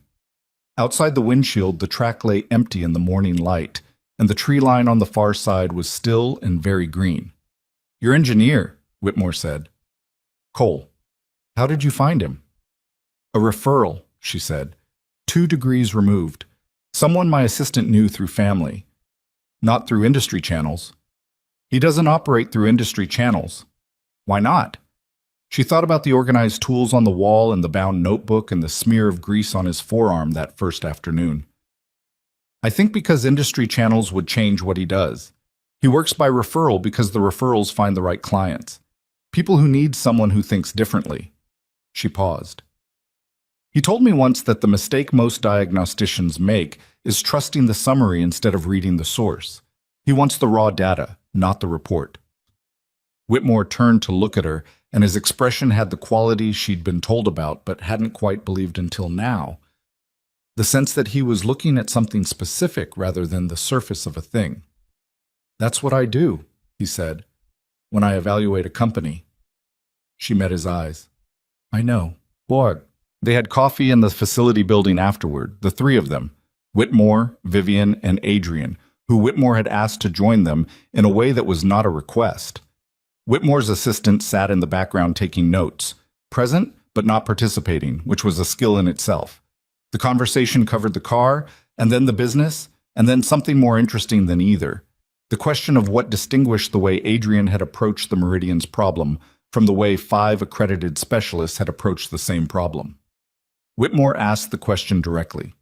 He asked it of Adrian, looking at him across the table with the attention he'd given everything else this morning. They came with answers already forming, Adrian said. He had his coffee cup in both hands, which she'd noticed was how he held things when he was thinking. I came with a question. The question was, what is the car actually doing as opposed to what the diagnostic systems say it's doing? Those aren't always the same thing, he paused. The fault code system is a layer of interpretation. It takes raw data and translates it into a human-readable conclusion. That translation is useful, essential, and it's right almost all the time. But a translation is still a translation. Something can be lost. When the original data is corrupted, the translation reflects the corruption, not the truth. Whitmore nodded slowly. And the specialist didn't question the translation. They had no reason to. The translation was internally consistent. Adrian set down his coffee. I've been wrong the same way before. The difference is that I've had enough experiences where the translation was wrong, specific, memorable experiences, that it's become a habit to check the source before I commit to the conclusion. What kind of experiences? A Ferrari in my late 20s, an Aston Martin about 12 years ago. Both times I was overconfident. Both times the obvious answer turned out to be a misreading of corrupted data. He looked at Whitmore directly. The Aston Martin one cost me a client. He went elsewhere. I didn't blame him. Whitmore looked at him for a moment. You just told me about your two biggest professional failures. You asked what kind of experiences changed how I work, Adrian said. Failures are the kind that change things. Successes just confirm what you already thought. Whitmore leaned back and was quiet for a moment, looking at the middle distance with the expression of someone cataloging something rather than processing it. My father told me something when I was about 30, Whitmore said. I'd made a significant acquisition decision that turned out badly. The business I'd acquired had been everything the data suggested it should be. Good management, solid market position, strong margins. It failed inside 3 years. He looked at Adrian, then at Vivian. He said, You evaluated what the business reported about itself. You never asked what the business was actually doing, not what it said it was doing, what it was doing. The room was quiet for a moment. Vivian was aware in a way she hadn't quite been until this moment that the conversation had moved somewhere she hadn't planned for it to go. Not about the car, not about the business, about the thing underneath both, which was the question of how you know what's actually true when the instruments reporting on it have their own limitations. She looked at Whitmore. Is that what you're doing here? This morning? It's part of it. He picked up his coffee and held it for a moment without drinking. I've been in this industry for 50 years. I've seen extraordinary businesses fail because the people running them trusted their instruments too completely. I've seen ordinary businesses succeed because the people running them kept asking whether the instruments were telling them the truth. He looked at her. I wanted to know which kind of person you are. She held his gaze. What did you find out? He almost smiled again, that small, precise thing she'd seen earlier. I found that when your instruments gave you a catastrophic diagnosis on something you couldn't afford to lose, you paid for 5 expert opinions, none of which satisfied you, and then you followed an uneasy feeling down a referral chain to a workshop with no address on Google Maps. I almost didn't, she said. I came very close to accepting the consensus. But you didn't. No. Why not? She thought about it honestly. Because every expert gave me the same answer in the same amount of time with the same confidence. And uniformity that fast on something this complicated felt like agreement built on agreement rather than agreement built on independent investigation. When 5 people reach the same conclusion in the same way, the question isn't whether they're right, it's whether they're all working from the same assumption. Whitmore looked at her for a long moment, long enough that she became conscious of it. Yes, he said, finally. That's it exactly. He set down his coffee and looked out the window at the track, where the Meridian sat alone in the late morning light, waiting. I'd like to have dinner tonight, he said. All 3 of us. I want to continue this conversation. Vivian said yes. She looked briefly at Adrian, who was looking at Whitmore with an expression she hadn't seen from him before. Not quite resistance, not quite agreement. The look of someone recalculating something he'd thought was settled. He said yes, too. And the morning sat around them, the coffee cooling, the track empty, the car outside in the light that was strengthening now toward noon. And she thought about instruments and what they could tell you, and what they couldn't, and the difference between reading a report and reading a source. The day was not finished. None of this was finished. She was beginning to understand that it had barely started. The restaurant Whitmore's assistant chose was 40 minutes from Dunmore Estate, in a town small enough that the main street still had a hardware store and a diner that had been there since before the restaurant existed. The restaurant itself was the kind of place that didn't announce itself. A converted farmhouse set back from the road, no sign visible from the street, known apparently by the people who knew it and nobody else. Whitmore's assistant had made the reservation that morning, which suggested Whitmore had decided on dinner before the track session, which was a detail Vivian filed without comment. They arrived in 2 vehicles. Vivian had followed Whitmore's car from the estate, and Adrian had followed her in the gray van, which looked, parked between Whitmore's rented Mercedes and the Meridian, like a different category of object entirely. She watched Adrian get out of it without any visible self-consciousness about the disparity in thought, not for the first time, that this was possibly his most useful quality. The interior of the restaurant was warm and not complicated. Wooden tables, actual candles, a wine list that was serious without being theatrical about it, a fire in a stone hearth at the far end of the room that was doing genuine work rather than decorative work, because the evening had turned cold in the way autumn evenings in this part of the state sometimes did without warning. Whitmore's assistant sat at the bar with his folio, which Vivian interpreted as a deliberate choice on Whitmore's part to make the dinner feel less like a business meeting. She appreciated the gesture while also being clear-eyed about what the dinner was. They ordered. Whitmore chose without consulting the menu extensively, the way people choose when food is fuel they've learned to appreciate rather than a performance they're still rehearsing. Adrian looked at the menu for about 30 seconds and ordered something simple. Vivian ordered what she always ordered in restaurants she didn't know. The thing that told her the most about the kitchen in the fewest number of ingredients. The wine came. Whitmore lifted his glass briefly and set it down, which was the entirety of his acknowledgement of the ritual. "Tell me about your company," he said to Vivian. "Not the numbers. David Chen already sent me the numbers. Tell me about the thing the numbers don't show." She looked at him across the table. In the firelight, with the wine in his hand and the assistant safely distant, he looked less like a figure she'd researched and more like a person she was having dinner with, which was probably the intended effect, and was also, genuinely, the actual effect. "The thing the numbers don't show," she said, "is that we've turned down more business than we've taken." "What kind of business?" "Acquisitions that were profitable on paper, but would have required us to become a different kind of company. Partnerships that would have accelerated growth but changed the character of the decisions we make." She turned her wine glass slowly on the table. 7 years ago, a private equity group approached us about a majority stake. The valuation was significant. The terms would have given us capital to expand into 4 additional markets within 18 months. "You declined?" "I declined." "Why?" "Because the terms included approval rights on acquisitions above a certain threshold, and an advisory board composition that would have shifted the center of gravity in our decision-making toward return metrics rather than quality metrics." She paused. "We make money because we know cars better than almost anyone in the independent sector. If we become an organization that makes decisions based on what a quarterly return target requires, we stop making decisions based on what we actually know. The two are not always compatible." Whitmore nodded slowly. "And so you remained smaller than you could have been." "We remained exactly as large as we can be without becoming something we're not." She looked at him. $400 million in annual revenue is not a small outcome." "No," he said, "it's not." He looked at his wine. "What would you do with a partner whose capital didn't come with approval rights?" The table was quiet for a moment, in the specific way of a table where something has just been said that changes the nature of what the conversation is. "Expand the specialist vehicle division," she said. "We have international client relationships that are currently limited by our sourcing capacity.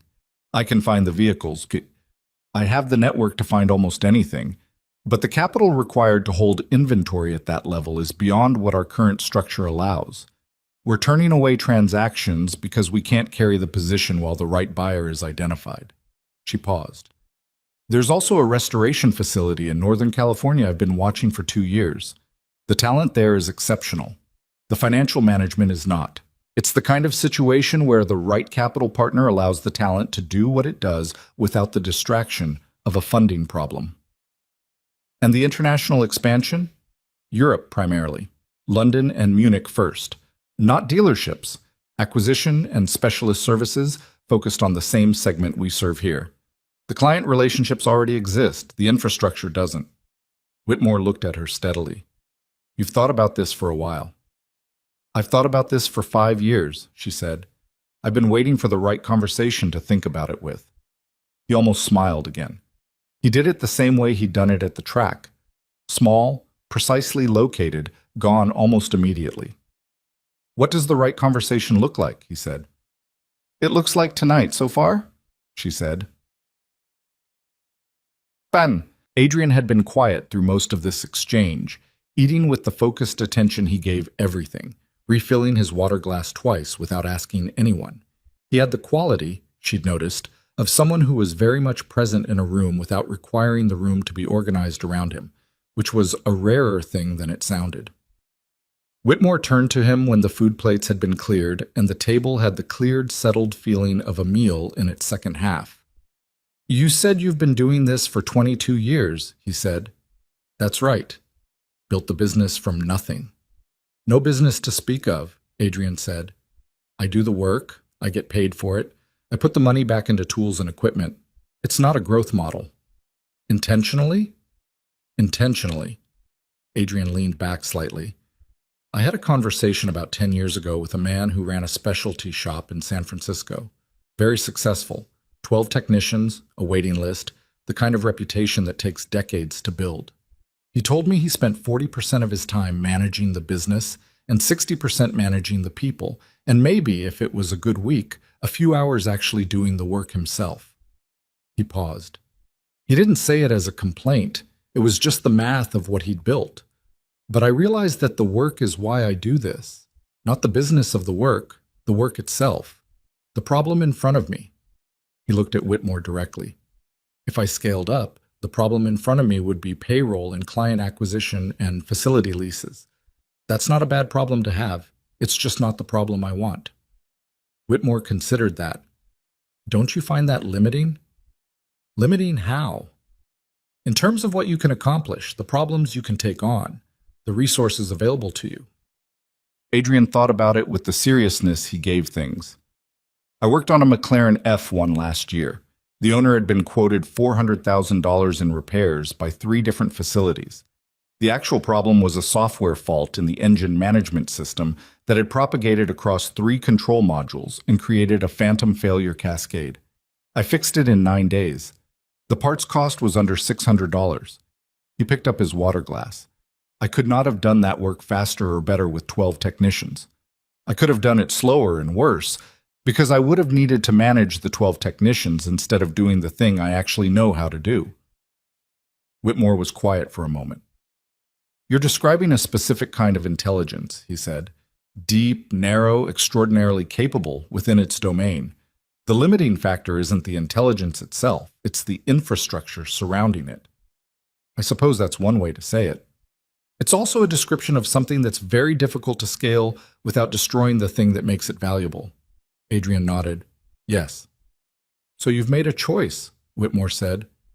"Consciously, to remain at a scale where the intelligence can function the way it needs to."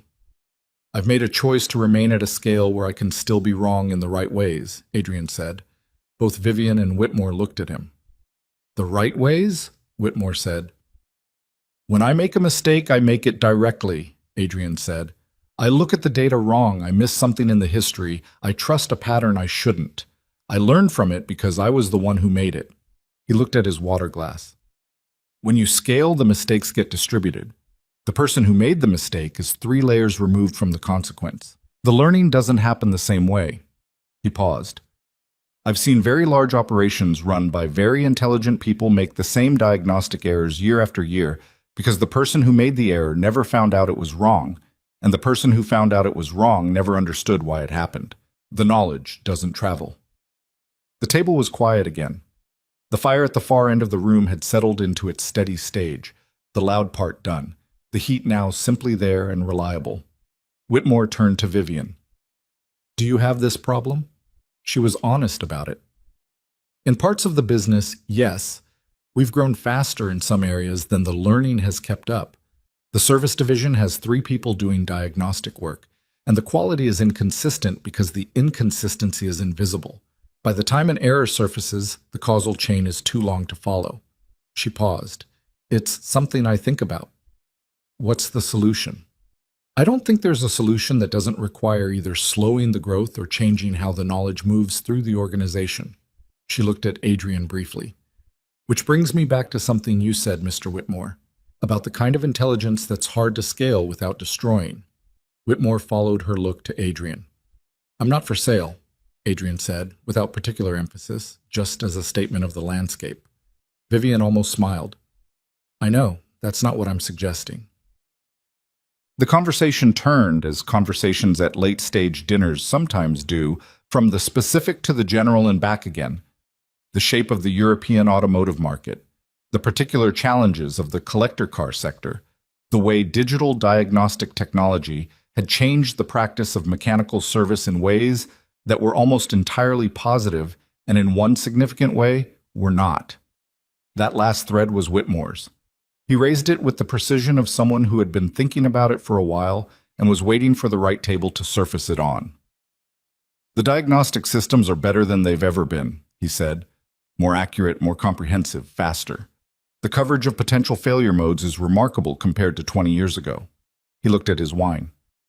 And yet the systematic failure I'm describing, the case where every instrument reports the wrong conclusion because the input to the instruments is wrong, that failure mode has not been reduced by better diagnostic systems. Because better diagnostic systems are still downstream of the input. Garbage in, garbage out, Adrian said. Exactly. The sophistication of the analysis doesn't correct for corrupted source data. It just analyzes the corrupted data more elaborately. Whitmore set his glass down. I've been thinking about this in a different context. Not cars. Businesses. He looked at Vivian. Tell me, she said. The investment industry has developed extraordinary analytical tools over the past 30 years. Data coverage, modeling sophistication, speed of analysis. It's genuinely remarkable what's available now compared to when I started. And yet the rate of significant investment failures has not decreased correspondingly. He paused. Because the analytical tools are downstream of the data they receive. If the data a company reports about itself is not necessarily false, but structured in a way that emphasizes certain things and obscures others, the analysis will reflect that structure.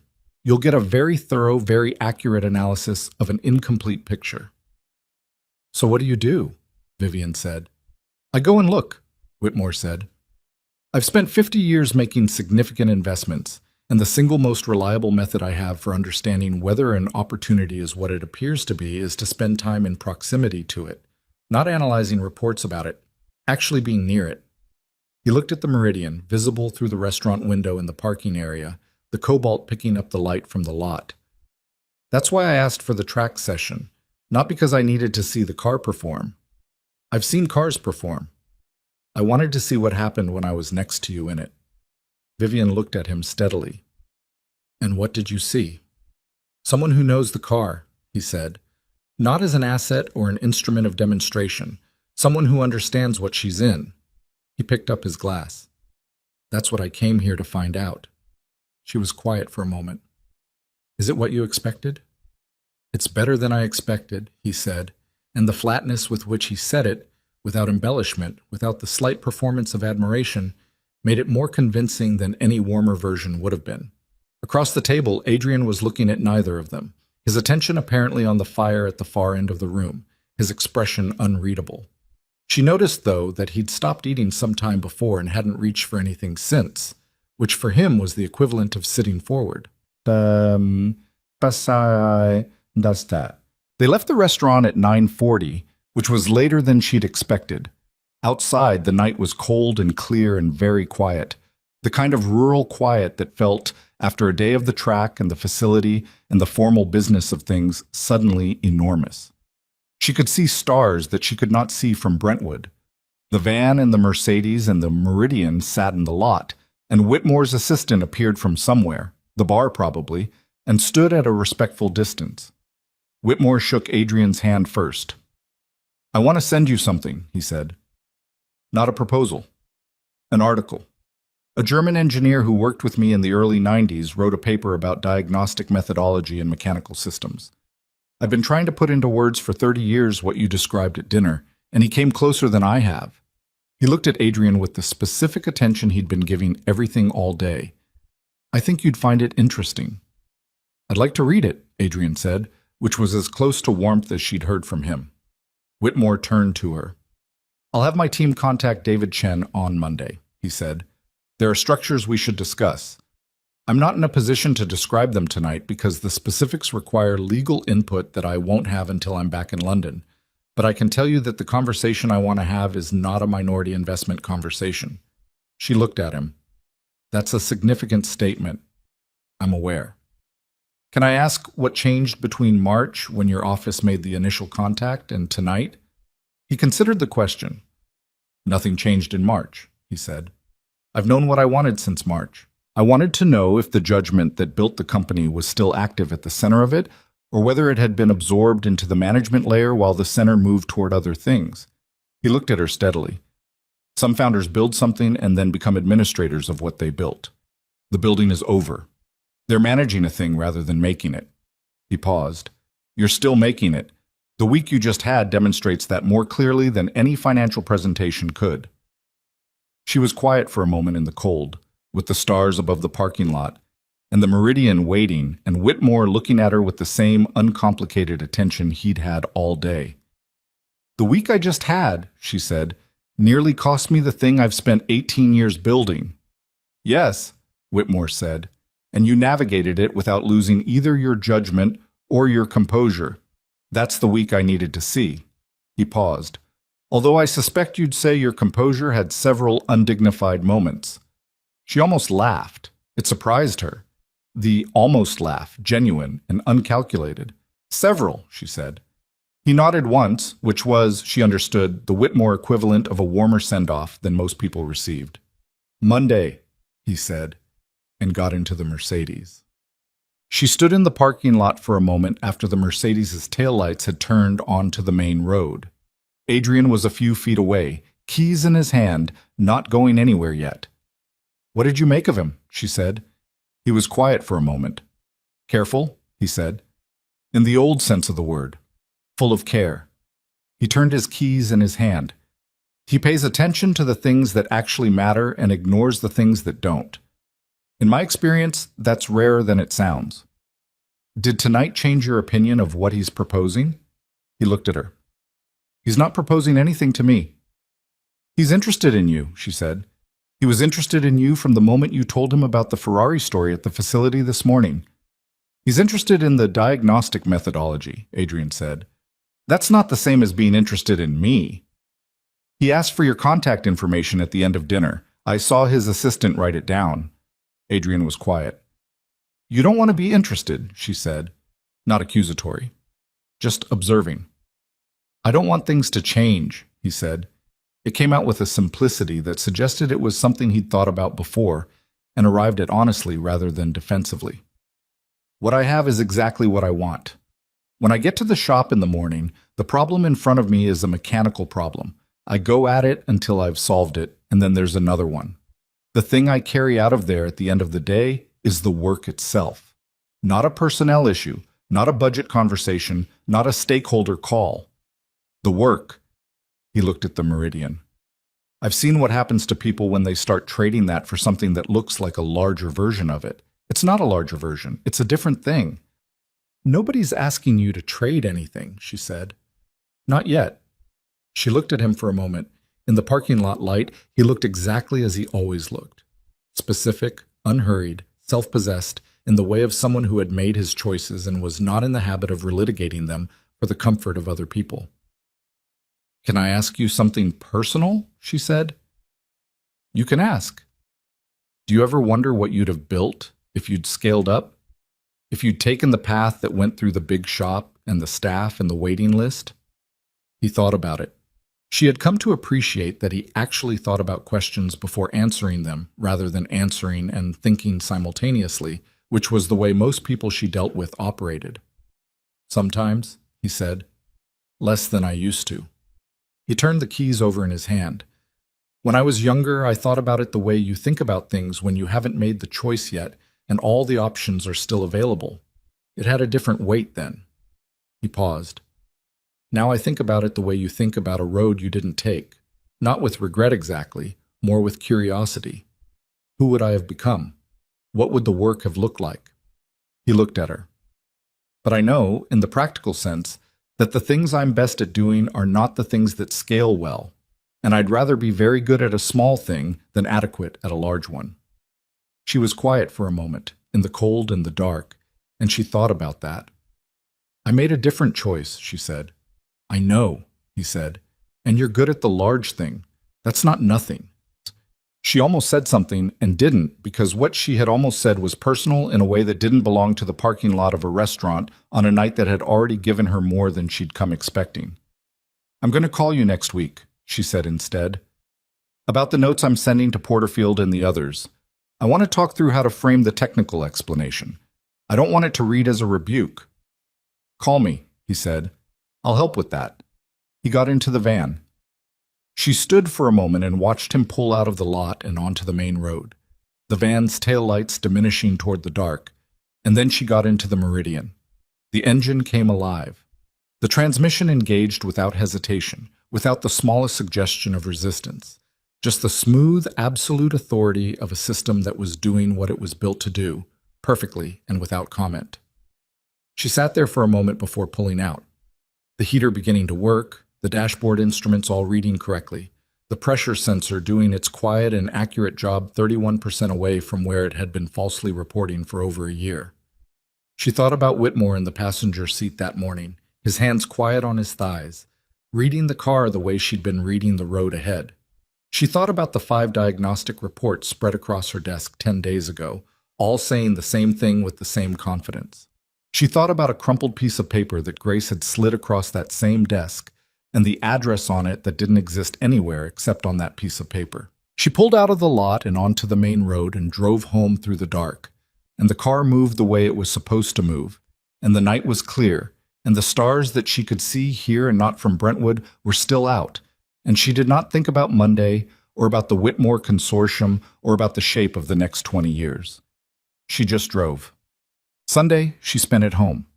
She hadn't spent a Sunday at home, genuinely at home, not working from home, not taking calls from home, in longer than she could immediately calculate. She tried to calculate it over her first cup of coffee and gave up somewhere around the 18-month mark, which was either honest or an indictment. She couldn't decide which. Marcus was off. The house was quiet in the way that large houses are quiet when only one person is in them. Not empty exactly, but spacious in a way that could become uncomfortable if you let it. She didn't let it. She took the Meridian out in the late morning, not to any destination, just out, on the canyon roads above the city that she knew from years of early morning and late evening drives, when she needed the physical experience of movement to think properly. The car was the same it had been on the track, the same it had been on the drive home the night before. Right, in the way Adrian had described it. Good, right. She drove for an hour and a half. She didn't take any calls. She stopped once, at a turnout on the canyon road where the city spread out below her in the Sunday morning light, and sat with the engine off for 10 minutes, which was something she could not have explained to David Chen or to anyone in her professional life and didn't particularly want to. She was thinking about the notes to the 5 specialists, not the framing, which she'd worked through with Adrian during the week. The thing underneath the framing, the thing she actually wanted those 5 men to understand, which was not that they were wrong, but that the category of wrongness they demonstrated was invisible from inside the expertise that produced it. You couldn't see the assumption from inside the assumption. That was the nature of assumptions. They were the water you were swimming in. You didn't think of them as something you were swimming in until you weren't in them anymore. Dale Porterfield had 40 years of experience with European performance vehicles. He had certified knowledge of failure modes that she could not match and would not pretend to. He was not careless. He was not lazy. He had looked at the Meridian with everything he had, and everything he had had not included the question Adrian had thought to ask, because Adrian had a specific history that had taught him to ask it, and Porterfield's history had not taught him the same thing. That was what she wanted the notes to say. Not, you were wrong, but here is a category of wrongness that we were all vulnerable to, and here's what it looked like from the outside. She wasn't sure she could write that without it sounding like a lesson, which was not what she intended. She'd need Adrian's help. She sat at the turnout for another few minutes and watched the city in the light, and then she started the car and drove home. David Chen called at 4 in the afternoon. I heard from Whitmore's assistant, he said, without preamble. They want to set up a preliminary call for Thursday. She was in the kitchen making tea she'd decided on without thinking about. That's fast. I know. The assistant was clear that it's preliminary. They want to understand the structure we'd be open to before they present their initial thinking. He paused. Vivian, in 30 years of doing this kind of work, I have never had a follow-up contact within 24 hours of a first meeting. It was a long meeting, she said. It was also a good one, I take it. It was a very good one. She put the kettle on. What time Thursday? They proposed 11. London time, 3 in the morning, your time. Make it work. I'll set it up. He was quiet for a moment. Can I ask what happened at dinner? She thought about how to answer that. We talked about instruments, she said, and what they can and can't tell you. A pause. That's a little abstract for me. I know. Read the notes I'm drafting for the specialist this week. It'll make more sense. The notes to the 5... Yes. Another pause. You're sending notes to the 5 specialists who misdiagnosed the car while you're in preliminary discussions with the most significant potential partner in the company's history. Yes. Why now, specifically? She considered.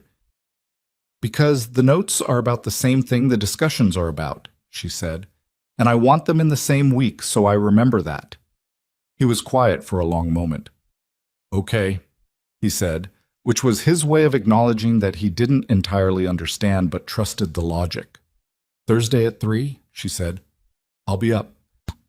She hung up and stood at the kitchen counter while the kettle heated and the house was quiet around her.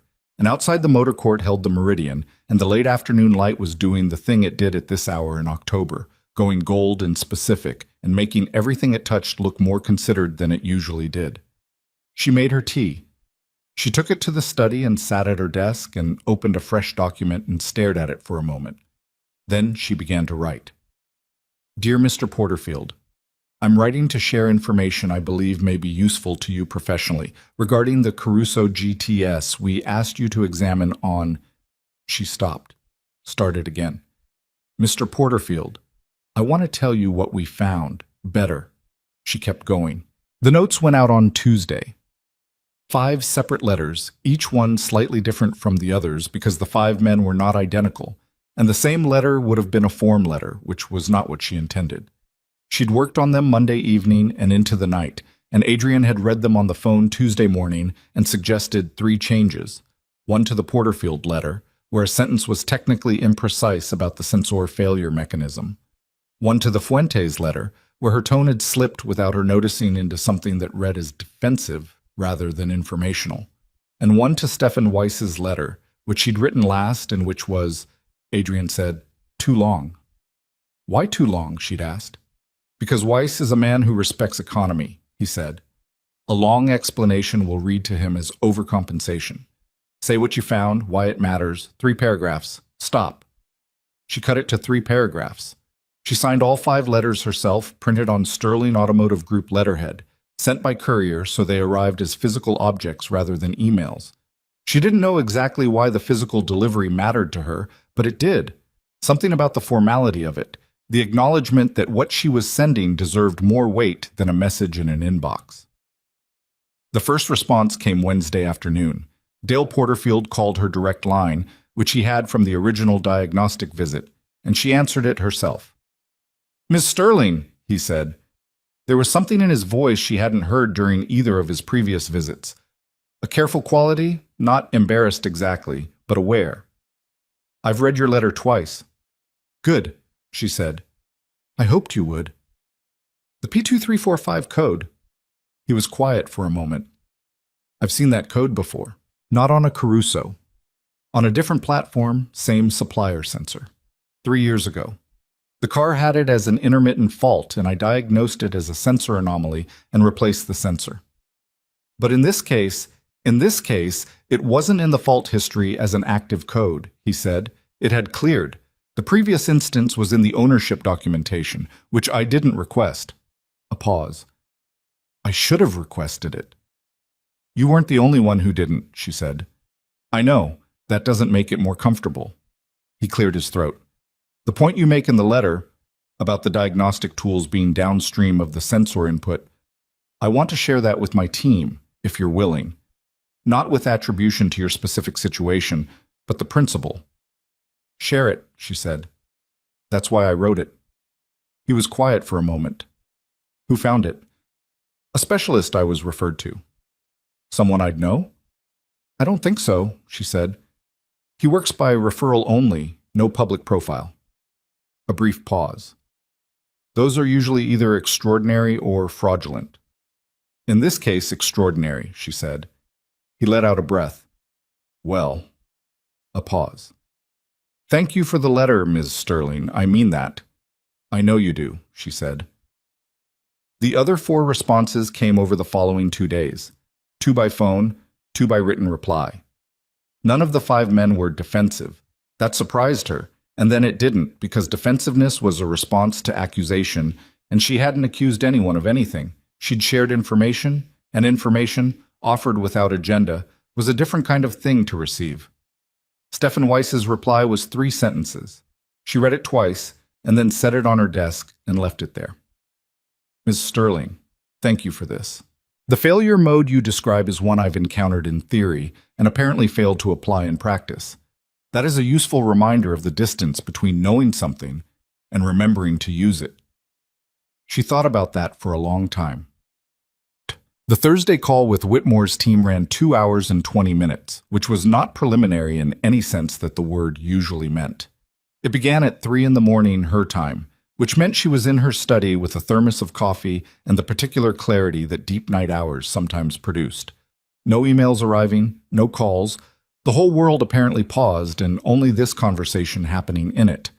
Whitmore's lead counsel and his head of acquisitions were on the call, along with David Chen on Vivian's side and their outside counsel, a woman named Patricia Osei, who had worked with Sterling Automotive Group for 6 years and who Vivian had warned to expect something unusual.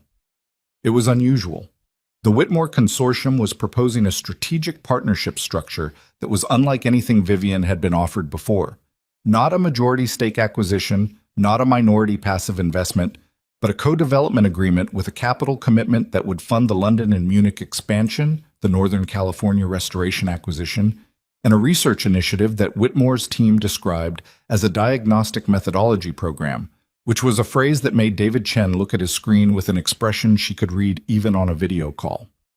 The diagnostic methodology program was, at its core, an investment in figuring out how Adrian Cole's approach to finding problems could be documented, taught, and applied at organizational scale, not just in automotive service, but in the broader context of industrial assessment and quality evaluation that the Whitmore Consortium operated in across its portfolio.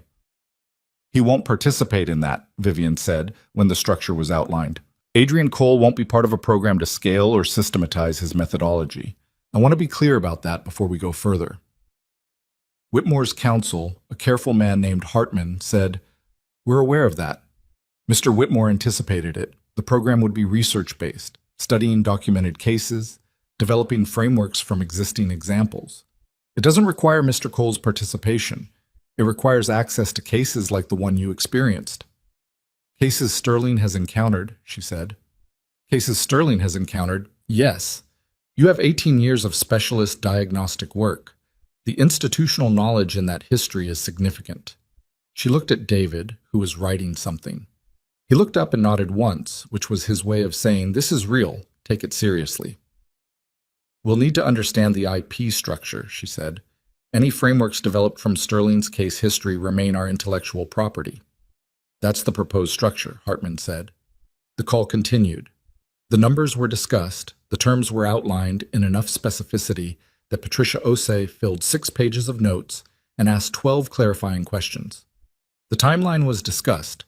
A letter of intent within 30 days, formal agreement within 90. At the end of it, when the call had been concluded and the screens had gone dark and the house was quiet again at 5:30 in the morning, with the first light beginning at the edges of the windows, Vivian sat in her study and looked at her notes. She thought about a crumpled piece of paper on her desk with an address that didn't exist on Google Maps.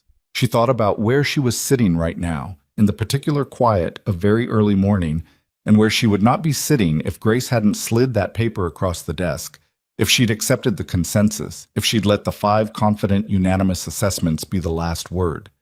She picked up her phone. It was too early to call anyone. She set it down.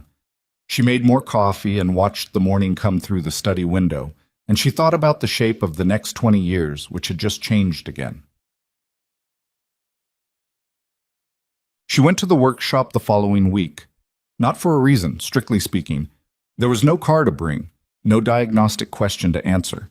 She'd called ahead, and Adrian had said, with the same uninfluenced quality he brought to everything, "I'll be here," which was both an invitation and simply a statement of fact.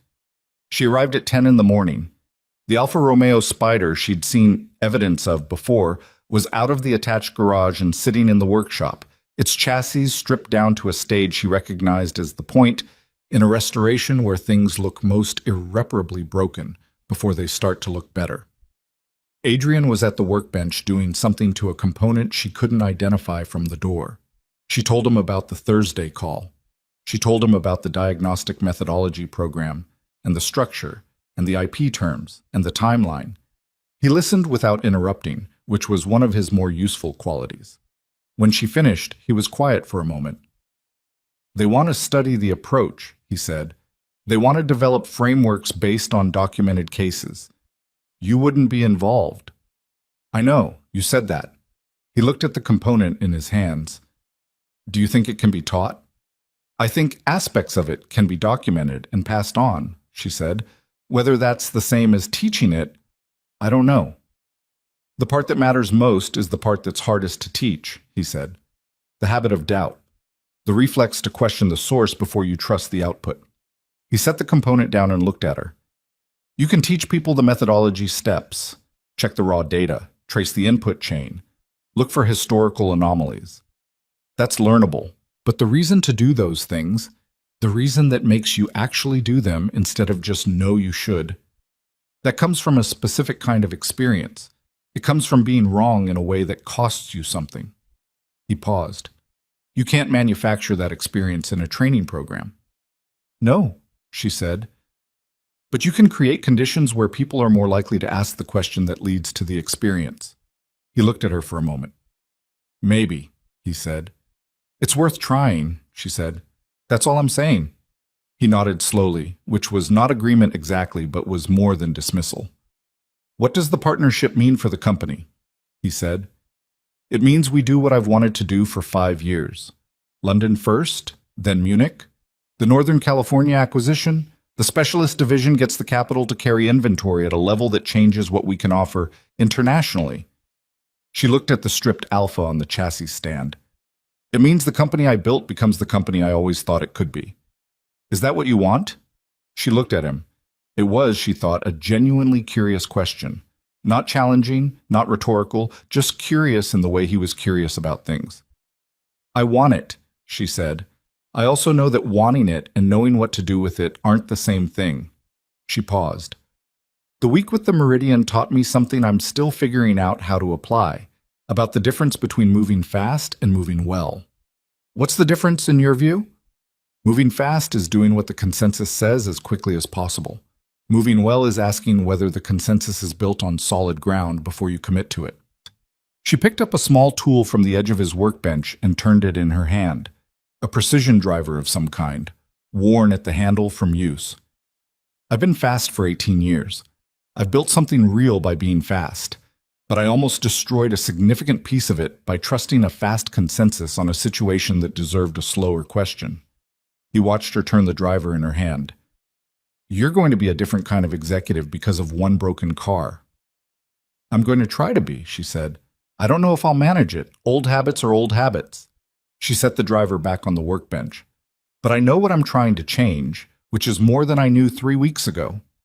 He picked up the driver and put it back in its specific place on the tool wall, which she had not been consciously aware of displacing. Sorry, she said.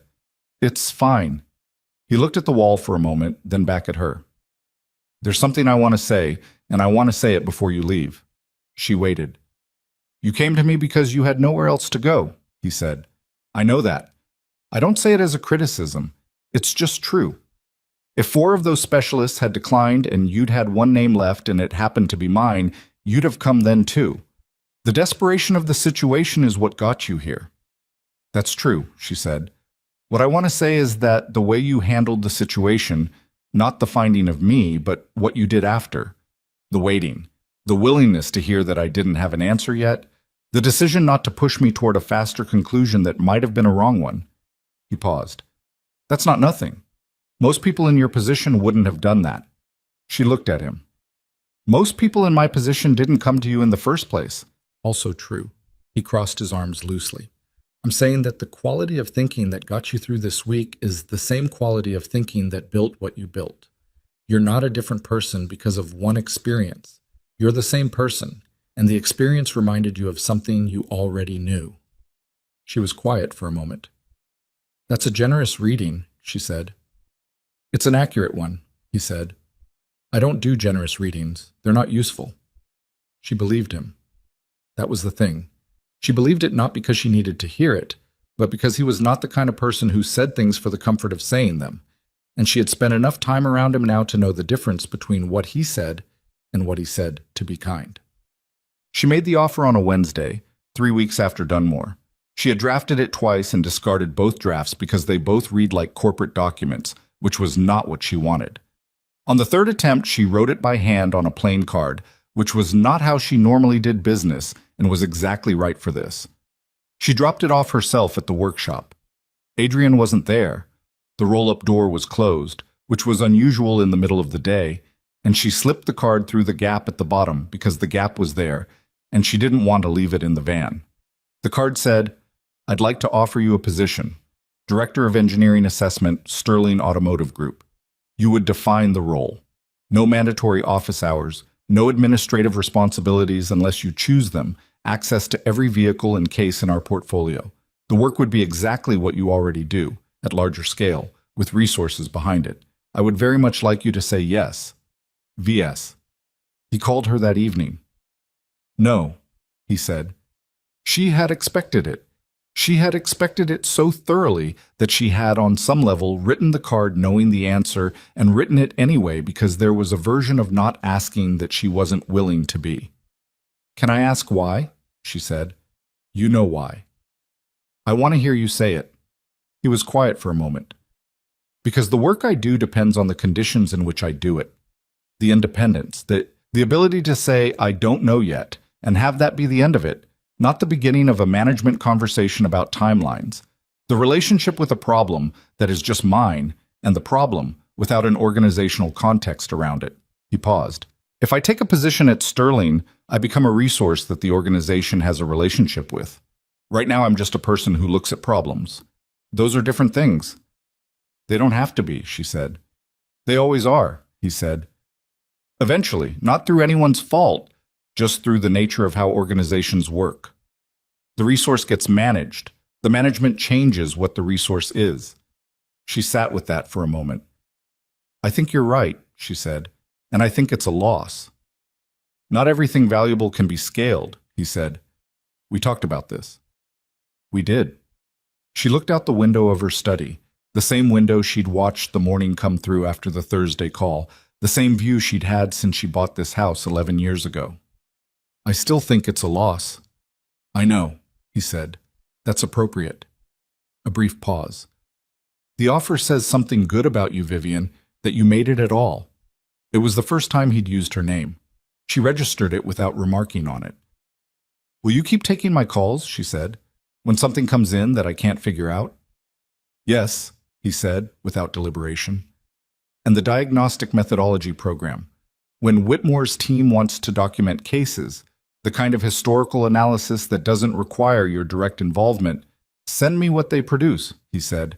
"I'll tell you where it's right and where it's missing the point." "That's more than I expected," she said. "Don't push it," he said, and she could hear the almost smile in it, which was close enough to an actual smile that she counted it.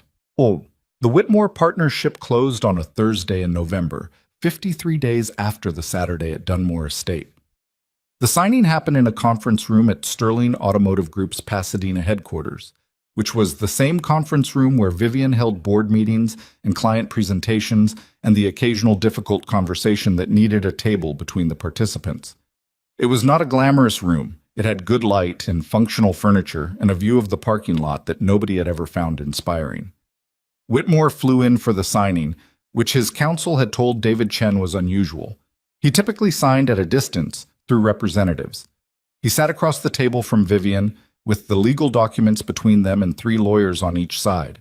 And when the last signature had been placed, and the document had been collected, and the lawyers were packing their materials, he looked at her across the table with the same attention he'd had at the track and at the restaurant and on the phone when they'd spoken in the weeks between. "What's the first thing?" he said. "The Northern California acquisition," she said. "The restoration facility. I want to move on it before the end of the year. The owner is motivated, and the talent there is the thing I don't want to lose to another buyer. What's the talent? 3 technicians who came out of the factory racing world. One of them is 26 years old and can read a chassis the way most people read a room. She paused. And a shop manager who has been keeping the business alive on his own for 4 years through the owner's inability to manage money. He deserves a situation where his work is reflected in the outcomes. Whitmore nodded. Move on it. I will. She looked at him. The London office, I want to open a conversation with Marcus Holt's team there. He runs the European Specialist Acquisition Network, and I've had an informal relationship with him for 3 years. I want to formalize it. I know Marcus Holt, Whitmore said. He's good. He's very good. She gathered her own documents. And the diagnostic program. Your team wants to start in January? If your people are ready. My people will be ready. She paused. I want the first case study to be the Meridian. He looked at her. Our Meridian situation. Yes.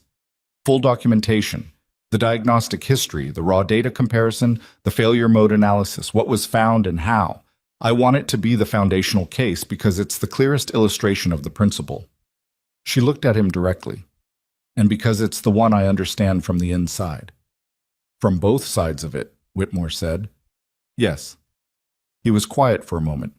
Outside the conference room window, the parking lot held the usual collection of vehicles. A mix of client cars in for service, staff vehicles, a beautiful 1966 Jaguar E-Type coupe that belonged to one of her senior technicians, and occupied its parking space with the nonchalant elegance of something that knew exactly what it was. I want to say something, Whitmore said, and his tone shifted slightly into the register she'd heard once before, at the restaurant, when he talked about his father and the failed acquisition. She waited. 50 years in this industry, he said. I've seen partnerships formed on worse foundations than this one and succeed, and better foundations than this one and fail.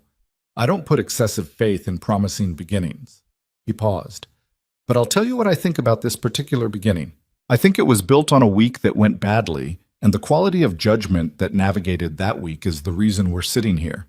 And I think the most honest version of this partnership acknowledges that, not as a charming origin story, but as a statement about what kind of company we're actually partnering with. She held his gaze.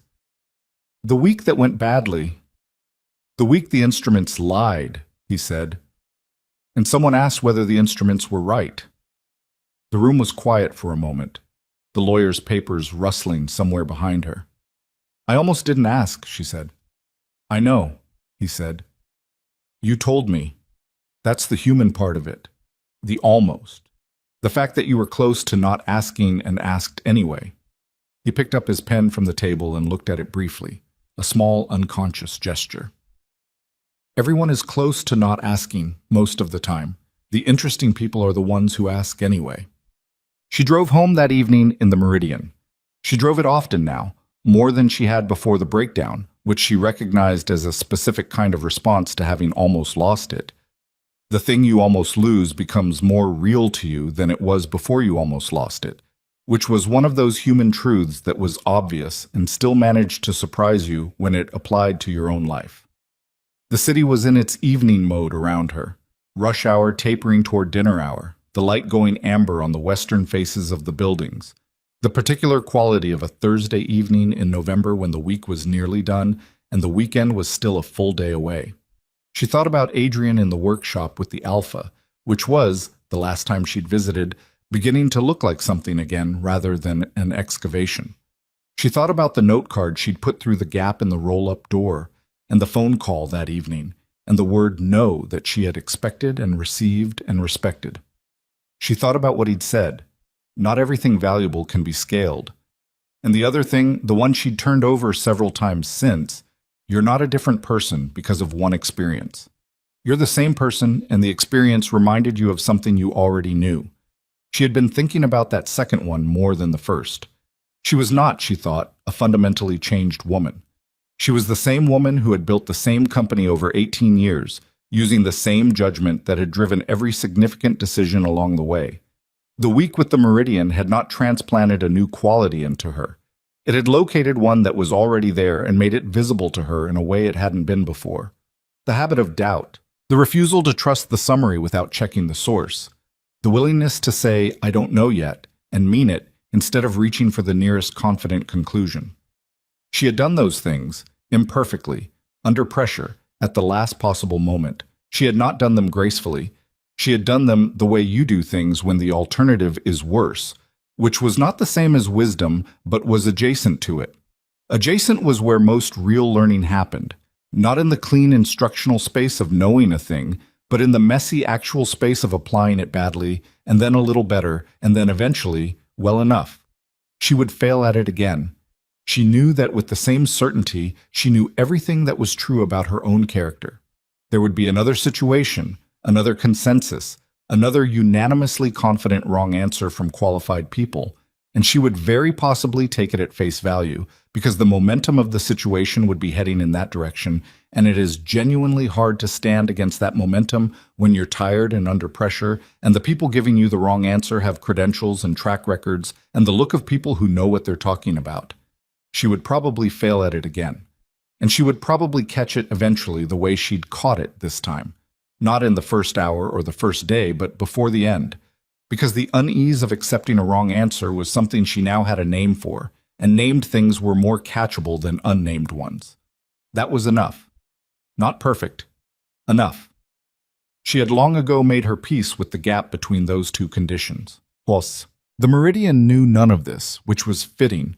It moved through the evening traffic with the same authority it had always had and would always have, indifferent to the significance the week had placed on it, indifferent to the diagnostic reports and the specialist opinions, and the Monday morning it had sat in the motor court with its hazard lights blinking like an accusation. It was a machine built to do one thing with complete commitment, and it did it, and the question of what the people inside it were thinking about was genuinely not its concern. She stopped at a red light on Sunset, 2 cars back, and sat there with the engine idling and the heater on, and the city moving around the car in its ordinary evening way. On the sidewalk to her right, a man was walking a large dog that had decided the fire hydrant at the corner was the most interesting thing it had encountered all week. On her left, a restaurant was producing a smell through its ventilation that made her realize she hadn't eaten since noon. The light changed. She drove. She thought about something Adrian had said on the first evening he'd called her, the late-night call after he'd read the ownership documentation. She'd asked him how he'd gotten into this work, into the specific discipline of looking for things that other people's instruments had missed. And he'd told her about his father, the electrician, the patience of a man approaching a problem that wasn't working yet. The refusal to assume, he'd said. That's what I absorbed. She thought about what it meant to absorb something. Not to learn it, not to be taught it, to absorb it, the way you absorb the habits of the people you spend time near, the way the texture of a careful mind leaves a residue on the people it encounters. Adrian's father had not sat him down and explained diagnostic methodology. He had simply been someone who approached broken things with patience and refused to assume, and the child watching him had absorbed it without either of them knowing it was happening. She wondered what she was absorbing. She wondered what her people absorbed from being around her, in the meetings and the decisions, and the hard weeks and the ones that weren't hard.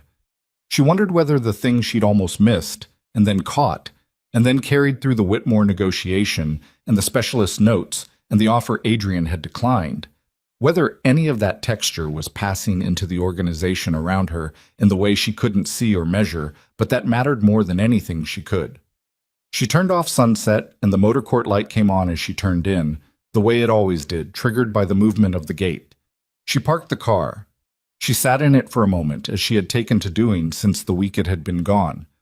A small ritual of not hurrying that she had never had before and now protected in the way you protect small things that are entirely yours. The engine ran. The pressure sensor read what it actually read.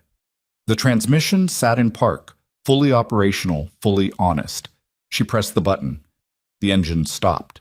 She sat in the quiet for another moment, in the dark and the warmth of the motor court, and she thought about the things that had happened and the things that were going to happen, and about the distance between knowing something and remembering to use it, which was, Stefan Weiss had said in 3 sentences, the essential problem of expertise. She thought about a man in a workshop on an access road with no Google listing, standing still in front of a car for 4 minutes, reading something nobody else had thought to look for.